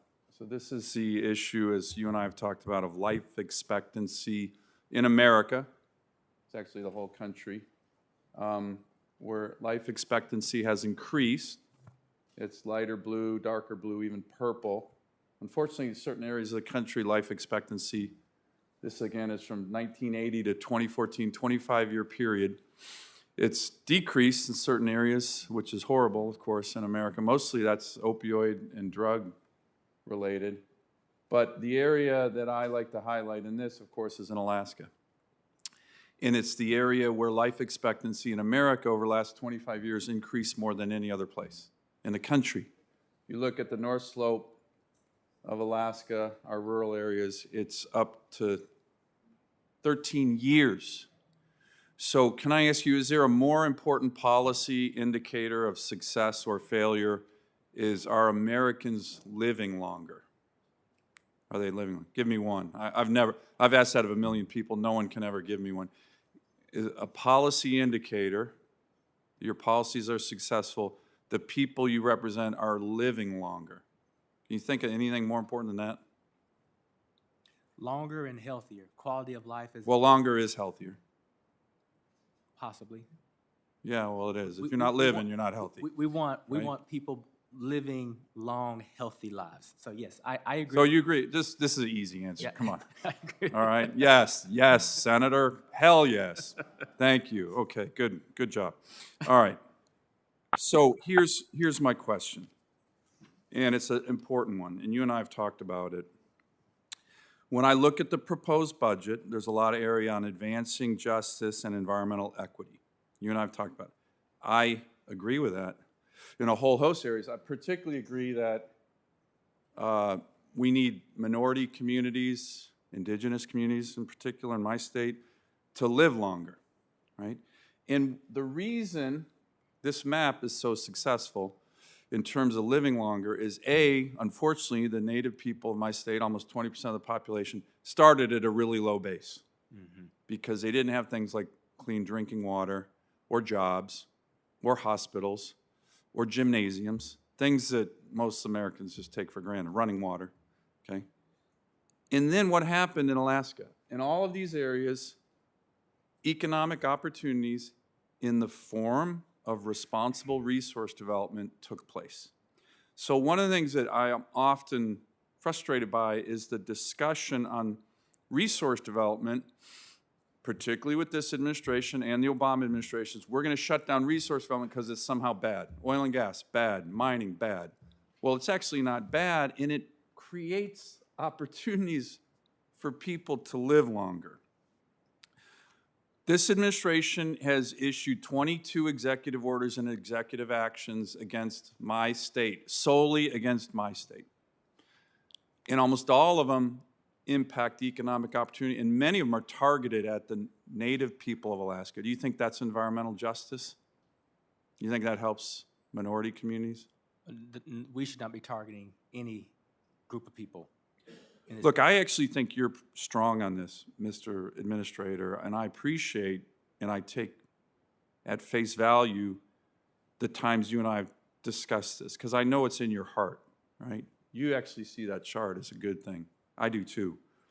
But I'm concerned that the policies of targeting minority communities, their access to jobs, economic opportunities, resource development, is continuing in this administration without A, reference to that, but B, environmental equity. This turns environmental justice and equity on its head. Right now, my state, the indigenous people, are being targeted by this administration. Is that environmental justice?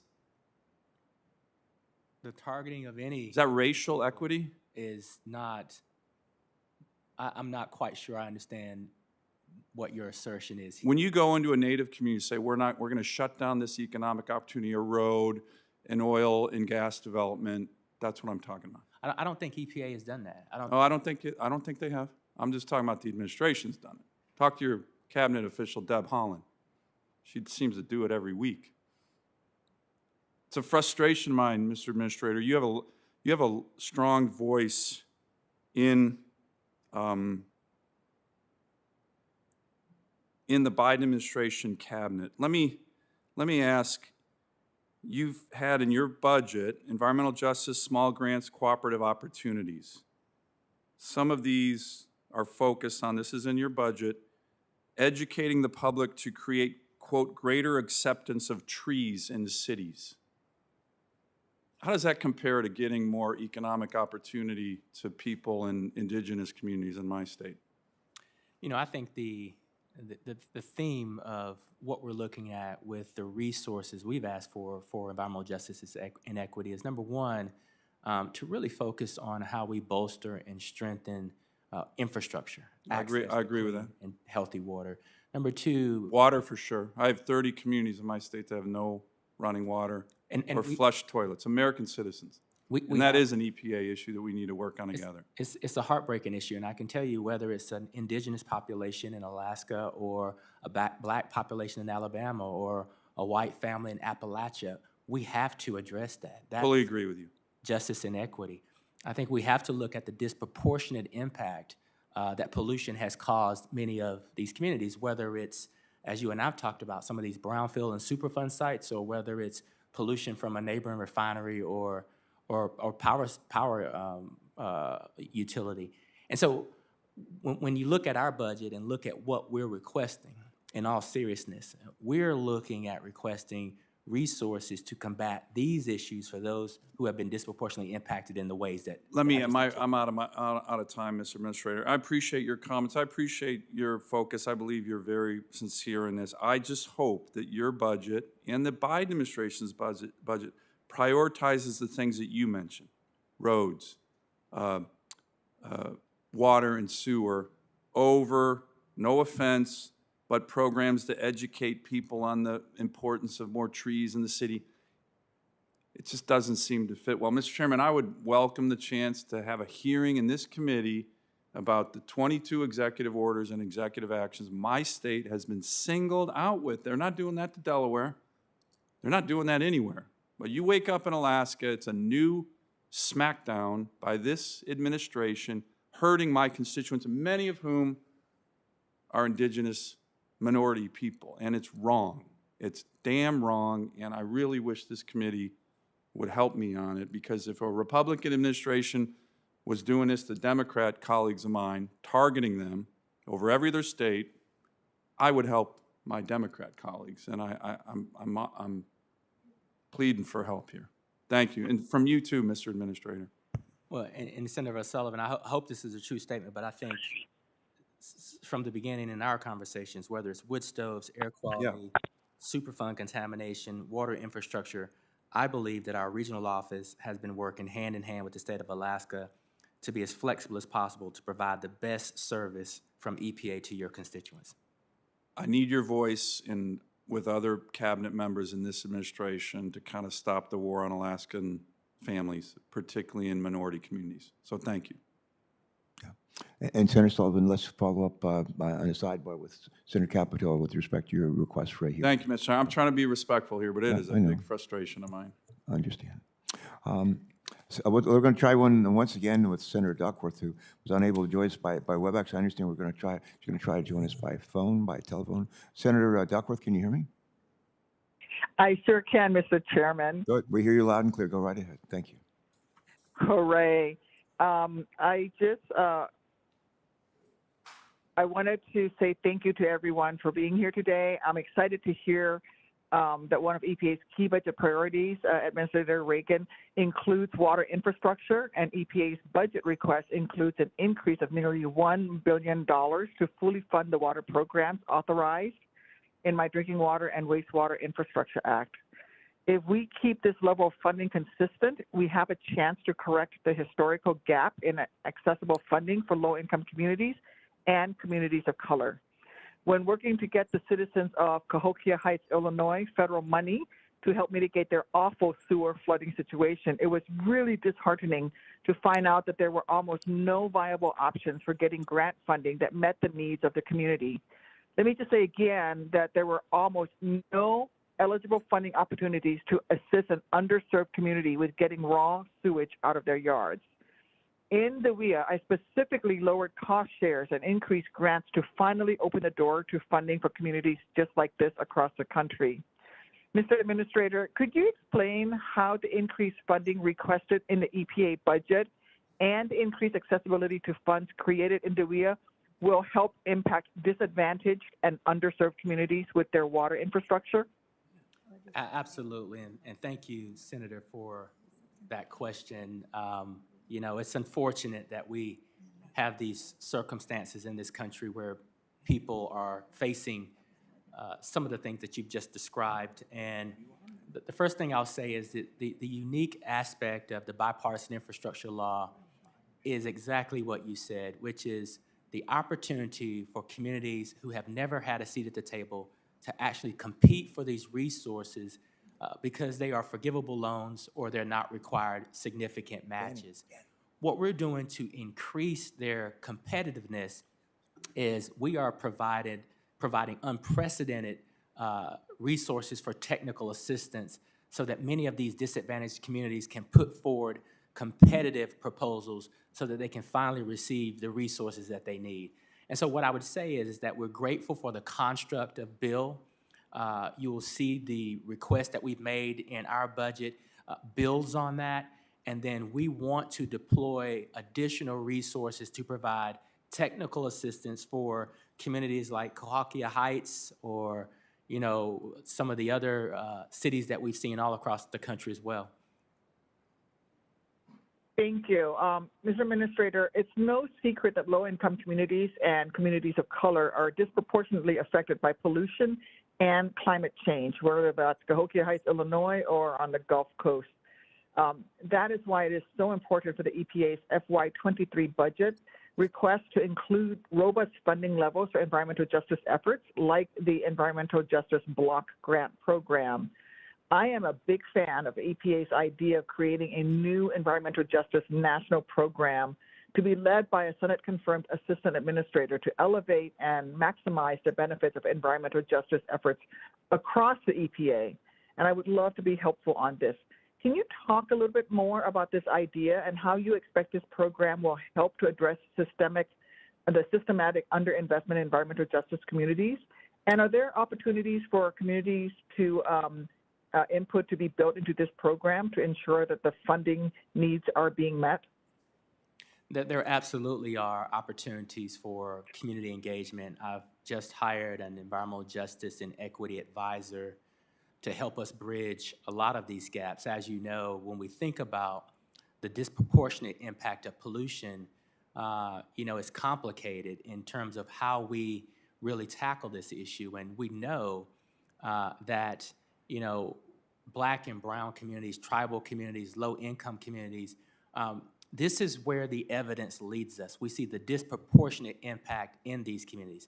Having an elevated position at the EPA with an equal seat at the table as we talk through our land pollution, our water pollution, our air quality and climate pollution, having someone at an equivalent level also talk from a scientific standpoint about how we develop policies and regulations that alleviates the disproportionality of these impacts is very important. It is the only way that we can create the rising tide that will lift all boats. And so this is important to the president. This is important to me.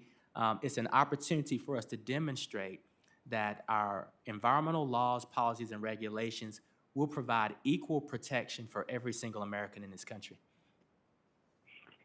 Thank you, Mr. Administrator. And finally, I'd like to associate myself with my colleague from Iowa, Senator Ernst, urging for year-round E15, especially during this Russian war of choice in Ukraine, at $1 per gallon lower than gasoline blend stock. It seems that the Biden administration is missing an opportunity to introduce a readily available strategic reserve of ethanol into the global economy. And in fact, by blending in more ethanol, you would actually stretch the availability of diesel fuel itself. Administrator Reagan, do you think E15 could help provide a less expensive fuel option for hardworking Americans at the pump? I do believe that E15 can provide a less expensive option based on the data that we've seen as of late. And I also can say that we are evaluating what options we might have at EPA to look at utilizing E15 at a level that would be helpful to the American people and to help alleviate some of the pain that we've seen since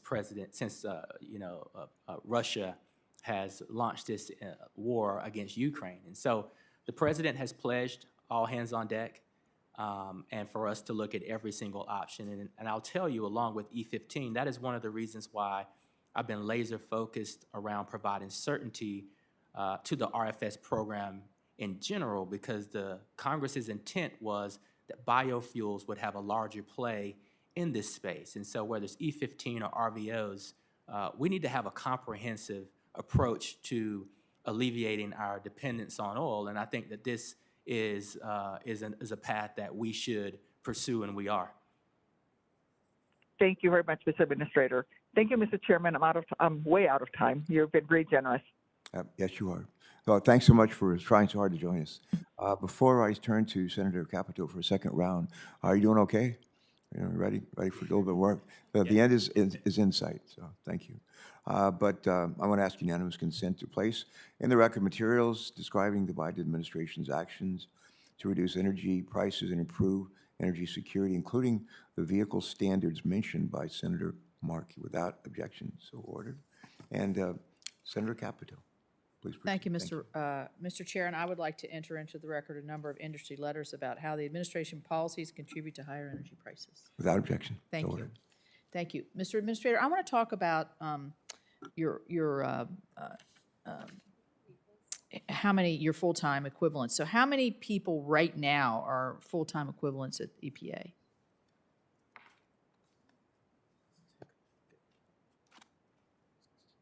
We have about 14,200 equivalents at EPA right now. 200. Okay. You've said several times in front of the committee that during the 4 years previous to the Biden administration that 1,000 people had left. So I'm going to assume that if your number is over 14,000, that you've rehired into those 1,000 positions? I'm sorry? You have said repeatedly that 1,000 people left EPA. I'm going to assume that over the course of the last 16 months, you've rehired into those 1,000 positions? We have not, I don't think, rehired the full 1,000. Well, you can only go to 14,297. So would I assume that you have hired some of the 1,000 back? Yes, we've hired some, but into those positions? We've hired some, not all. Okay, because you're asking for another 1,900. Yes. The conversation that we had at breakfast several months ago, you said that by February you would have everybody back into the office full-time in person. Is that occurring? We are on track to meet most people being back in by, I believe it's April. What's most people? beginning April 28th. What's the percent of most?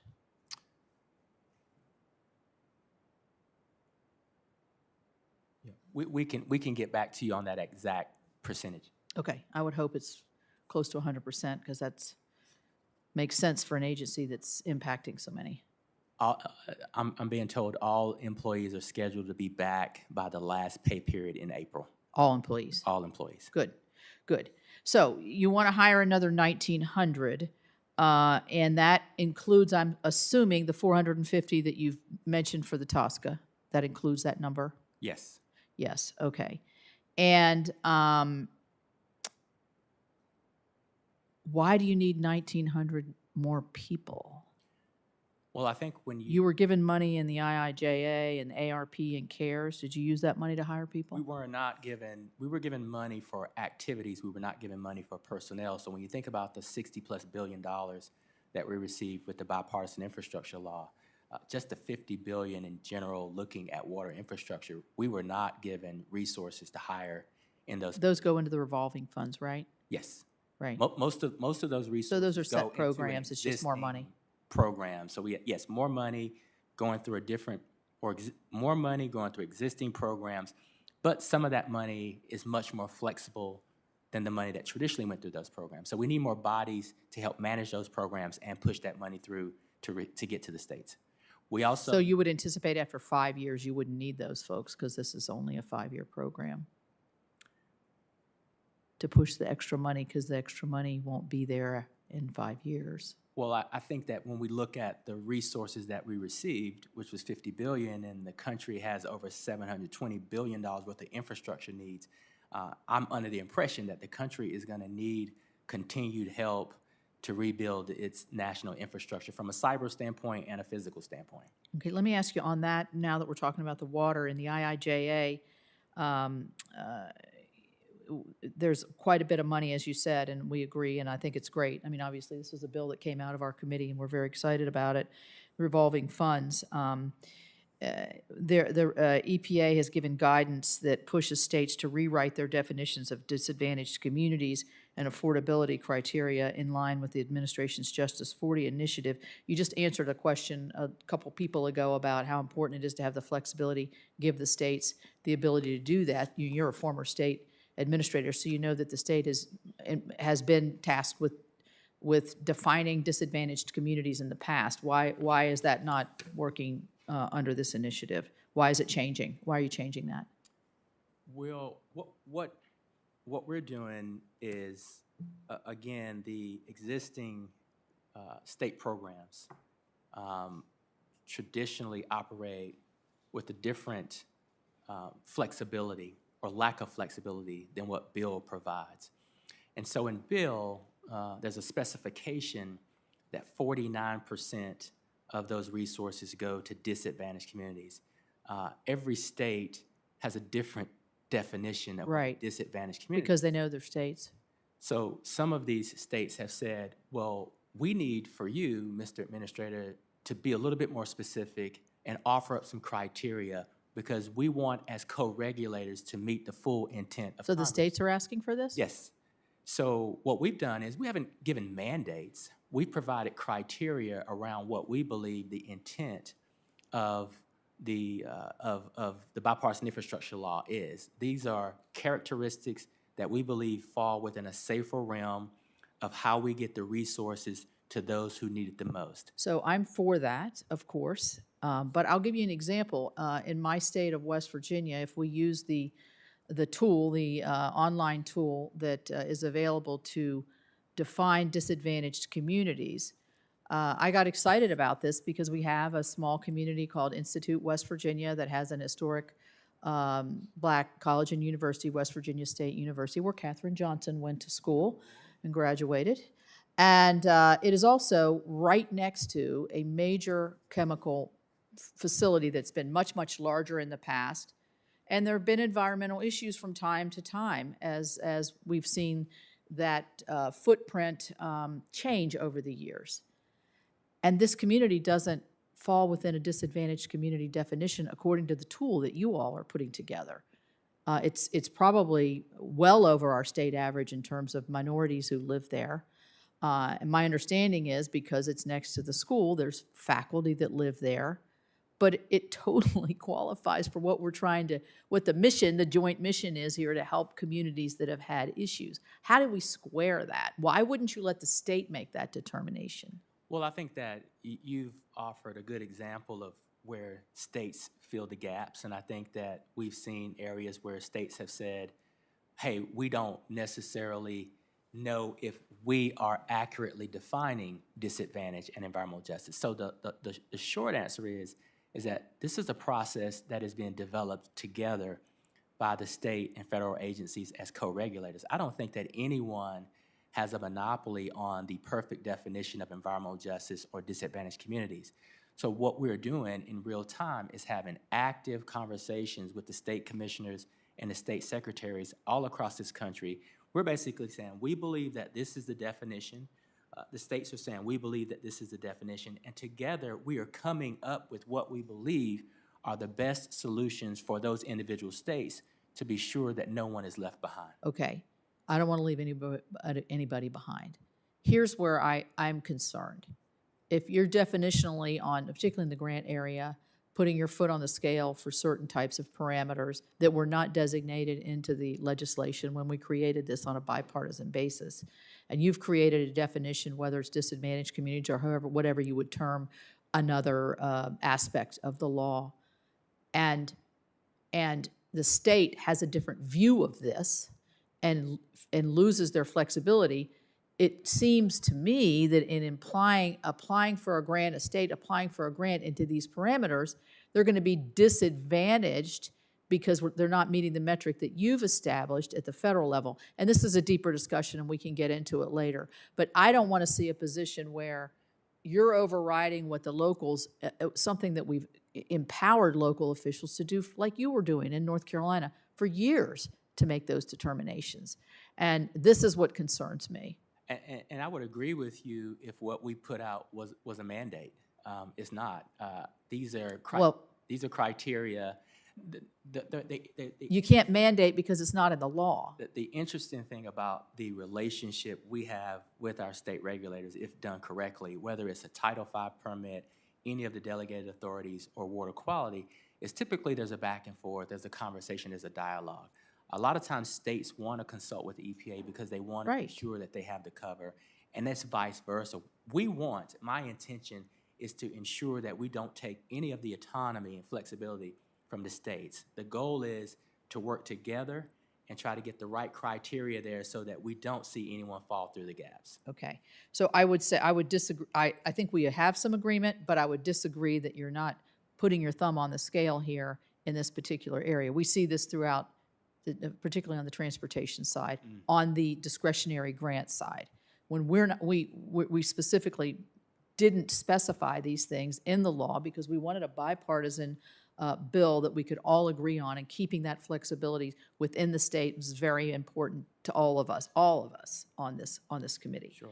I could go on, but I have one last thought here, back to the FTEs, because I forgot I had this bit of information. So you actually could hire up to 15,324 under the FY22 budget, but you're still 1,100 under what you could actually have Let me right now. go back and So we need to get into this a little bit. yeah, let me go back Because and I'm holding the chairman up here.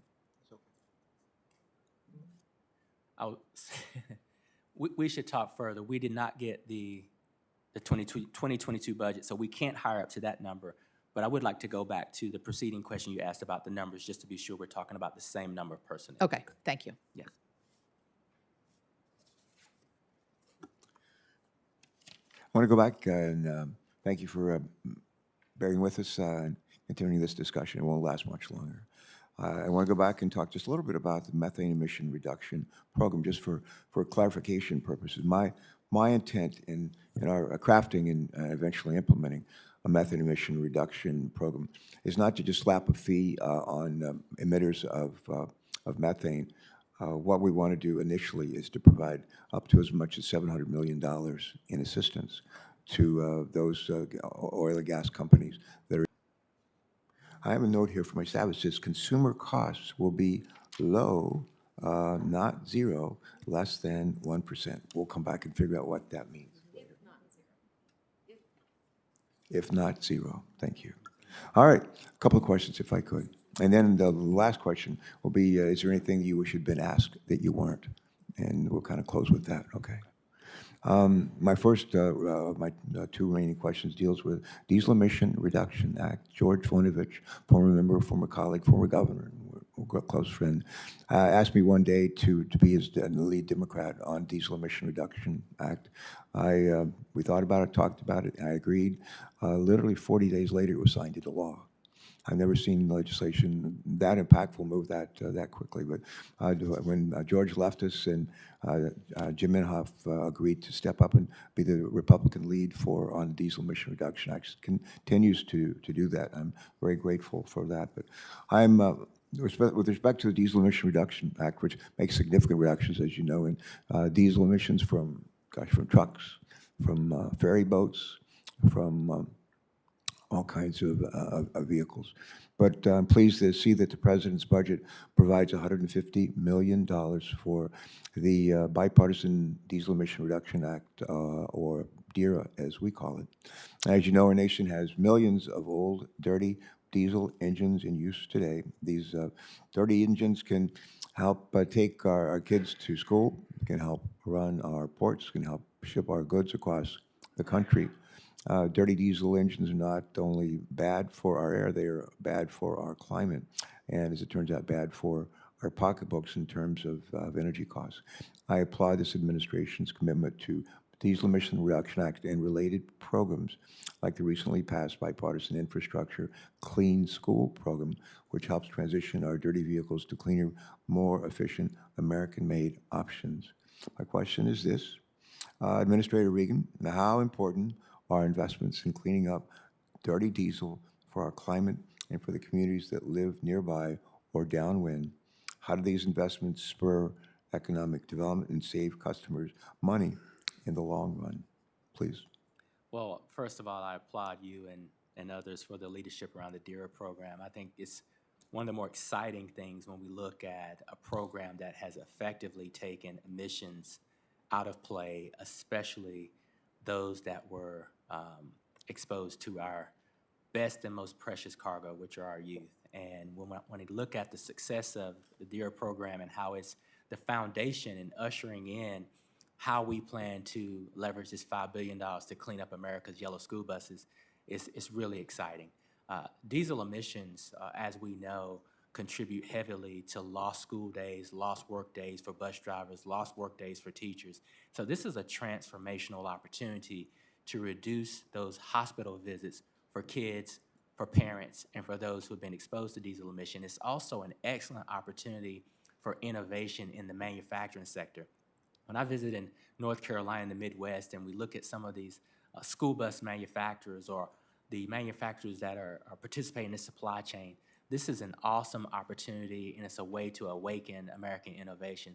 So this is a perfect example of how we protect public health for our most precious cargo, promote innovation, and reduce the emissions profile of the transportation sector, which is the largest contributor to climate change emissions. Yeah. It reminds me of the old saying, it's possible to do good and do well at the same time. This is a great example of that. My second question, before I turn to you to answer a question of your own choosing, what I would just say, I think we appreciate the EPA's hard work to develop the proposed rulemaking for the Renewable Fuel Standard Program that the agency is currently working to finalize. RFS politics are always difficult, as we know, but I think that more can be done to improve the program, especially at a time of great volatility in the fuels market. My hope is that you'll take a second look at the 2022 RFS requirements and quickly act on applications for new advanced renewable pathways. I'll reemphasize it. Quickly act on applications for new advanced renewable fuel pathways and fuels that will provide consumers with more affordable and environmentally friendly fuel options. Question. EPA has been sitting on advanced renewable pathway applications and fuel decisions for not days, not weeks, not months, but for years. Does EPA have enough resources now? Do you have the ability to process RFS applications? If yet, the answer is you do have enough resources now. What's the holdup? I can say, Senator, that the group of people that are responsible for our RFS program are probably one of the heavier taxed groups because they're focused on transportation, they're focused on stationary sources, they're focused on all of our climate goals. So in our budget, you will see an ask for increased resources for the Office of Air and Radiation because that is where a lot of this work is coming from. We do recognize the importance of looking at these advanced opportunities for biofuels, and the President's pledge and I'm pledging that we will continue to move as quickly as possible on that. All right, thank you. A follow-up, if I can. What more can EPA or Congress do to help stabilize the RFS market in order to provide greater certainty for all parties and encourage the encourage the deployment of more sustainable fuels? You know, we talked earlier in the course of this hearing about how businesses, large and small, always seek for certainty and predictability. But what can EPA or the Congress do to help stabilize the RFS market in order to provide greater certainty for all parties and encourage the deployment of more sustainable fuels? I believe that we are finally on a path to stabilize this program. We have to deal with these SRE exemptions, whether it be the court mandated or decisions that EPA has to make. We have to get the RVO proposal out 2020, 2021, 2022. That's the first sort of 3-year span where we're introducing certainty and predictability into the industry. I know that there are some issues with 2020. I know there's some issues with 2022, but the reality is that this is the first time that the agency has put a string of 3 years together to create some predictability. And as we pursue the STEP model, 2023 and beyond, it's our opportunity to stop ping-ponging back and forth, learn from the past lessons of what the courts have dictated, and move forward in a very sound way to meet Congress's intent of getting the biofuel levels introduced into this market that I think we all want to achieve. So I believe we've got a lot of lessons learned in the past. I think we're on a path to certainty. 2020 to 2023, 2020, 2021, 2022 is the first sort of step. But then as we go to 2023 and beyond, we have a huge opportunity to push biofuels in this sector the way I believe Congress intended. Let's make sure we seize the day. And I think that, I don't know much Latin, but I think seize the day in Latin is what? Carpe diem, or carpe diem. Carpe diem, that's it. In Delaware, it's carpe diem. All right. You have a chance to ask yourself a question. We don't always afford that opportunity to people. But, yeah, is a question that you wish you'd been asked, maybe you weren't, or something you want to go back and just reiterate briefly? That might be the most dangerous question of all there. It's okay. Well, we have a vote that started, so you don't have to. I think that, you know, if I were answering the question that I would have liked to have seen, it's answering the question of this administration's level of engagement with all of our stakeholders. I am extremely proud of the level of engagement with our ag community, with our energy community, with our NGOs. The rules that we've proposed and finalized over the past year and that we will propose and finalize over the coming years have been done in what I would consider to be one of the most transparent and engaging ways in EPA's history. And so I'm excited about creating that level of back and forth and relationship with all of our stakeholders because we have some hard decisions to make. But I'm also excited that we have those foundational relationships in place because with Bill, the American Rescue Plan, and hopefully a little kindness from Congress on this budget request, we have a significant opportunity to protect human health, advance technology and innovations like we've never seen before, and increase the global competitiveness of this country. And EPA plays a significant role there, and I think we're doing a pretty good job of trying to usher that in. Last thing I mentioned this to Senator Capito. We had a big celebration in Delaware, close to Wilmington, along the banks of the Delaware River. And at the Port of Wilmington, we had there's the most modern nuclear submarine in the Navy, fast attack boat, first ship or submarine named after Delaware in 100 years, the USS Delaware. The sponsor of the boat is our First Lady, Jill Biden. And it was a day of great celebration. When I spoke as the keynote speaker that day, I talked about how Delaware was the first state to ratify the Constitution for one whole week. We were the whole United States of America. And then we opened up for everybody else. But I had to actually ask everybody in the audience, thousands of people there, to literally stand up at the end of my remarks and stand up and hold hands with the people on either side of them and join me in reciting the preamble to the Constitution, which begins with these words: we the people, in order to form a more perfect union. That's the way it starts off. And none of us are perfect. And our Constitution wasn't perfect when it was first adopted. But almost everything I do, everything we do, I know we can do better. I appreciate your leadership. We appreciate your leadership and the work of the folks who are part of your responsibilities. And I know you're working hard, and I know the folks who work for you are working hard.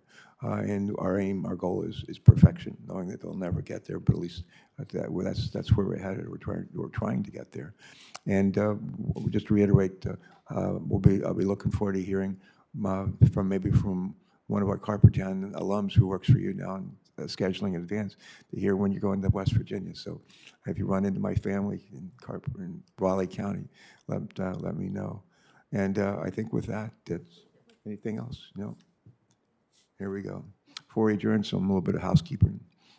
Senators will be allowed to submit written questions for the record through the close of business on Wednesday, April 20th. We'll compile those questions. We'll send them to you and your team, and who will ask to reply to us by Wednesday, May the 4th. Anything else, Senator Capito?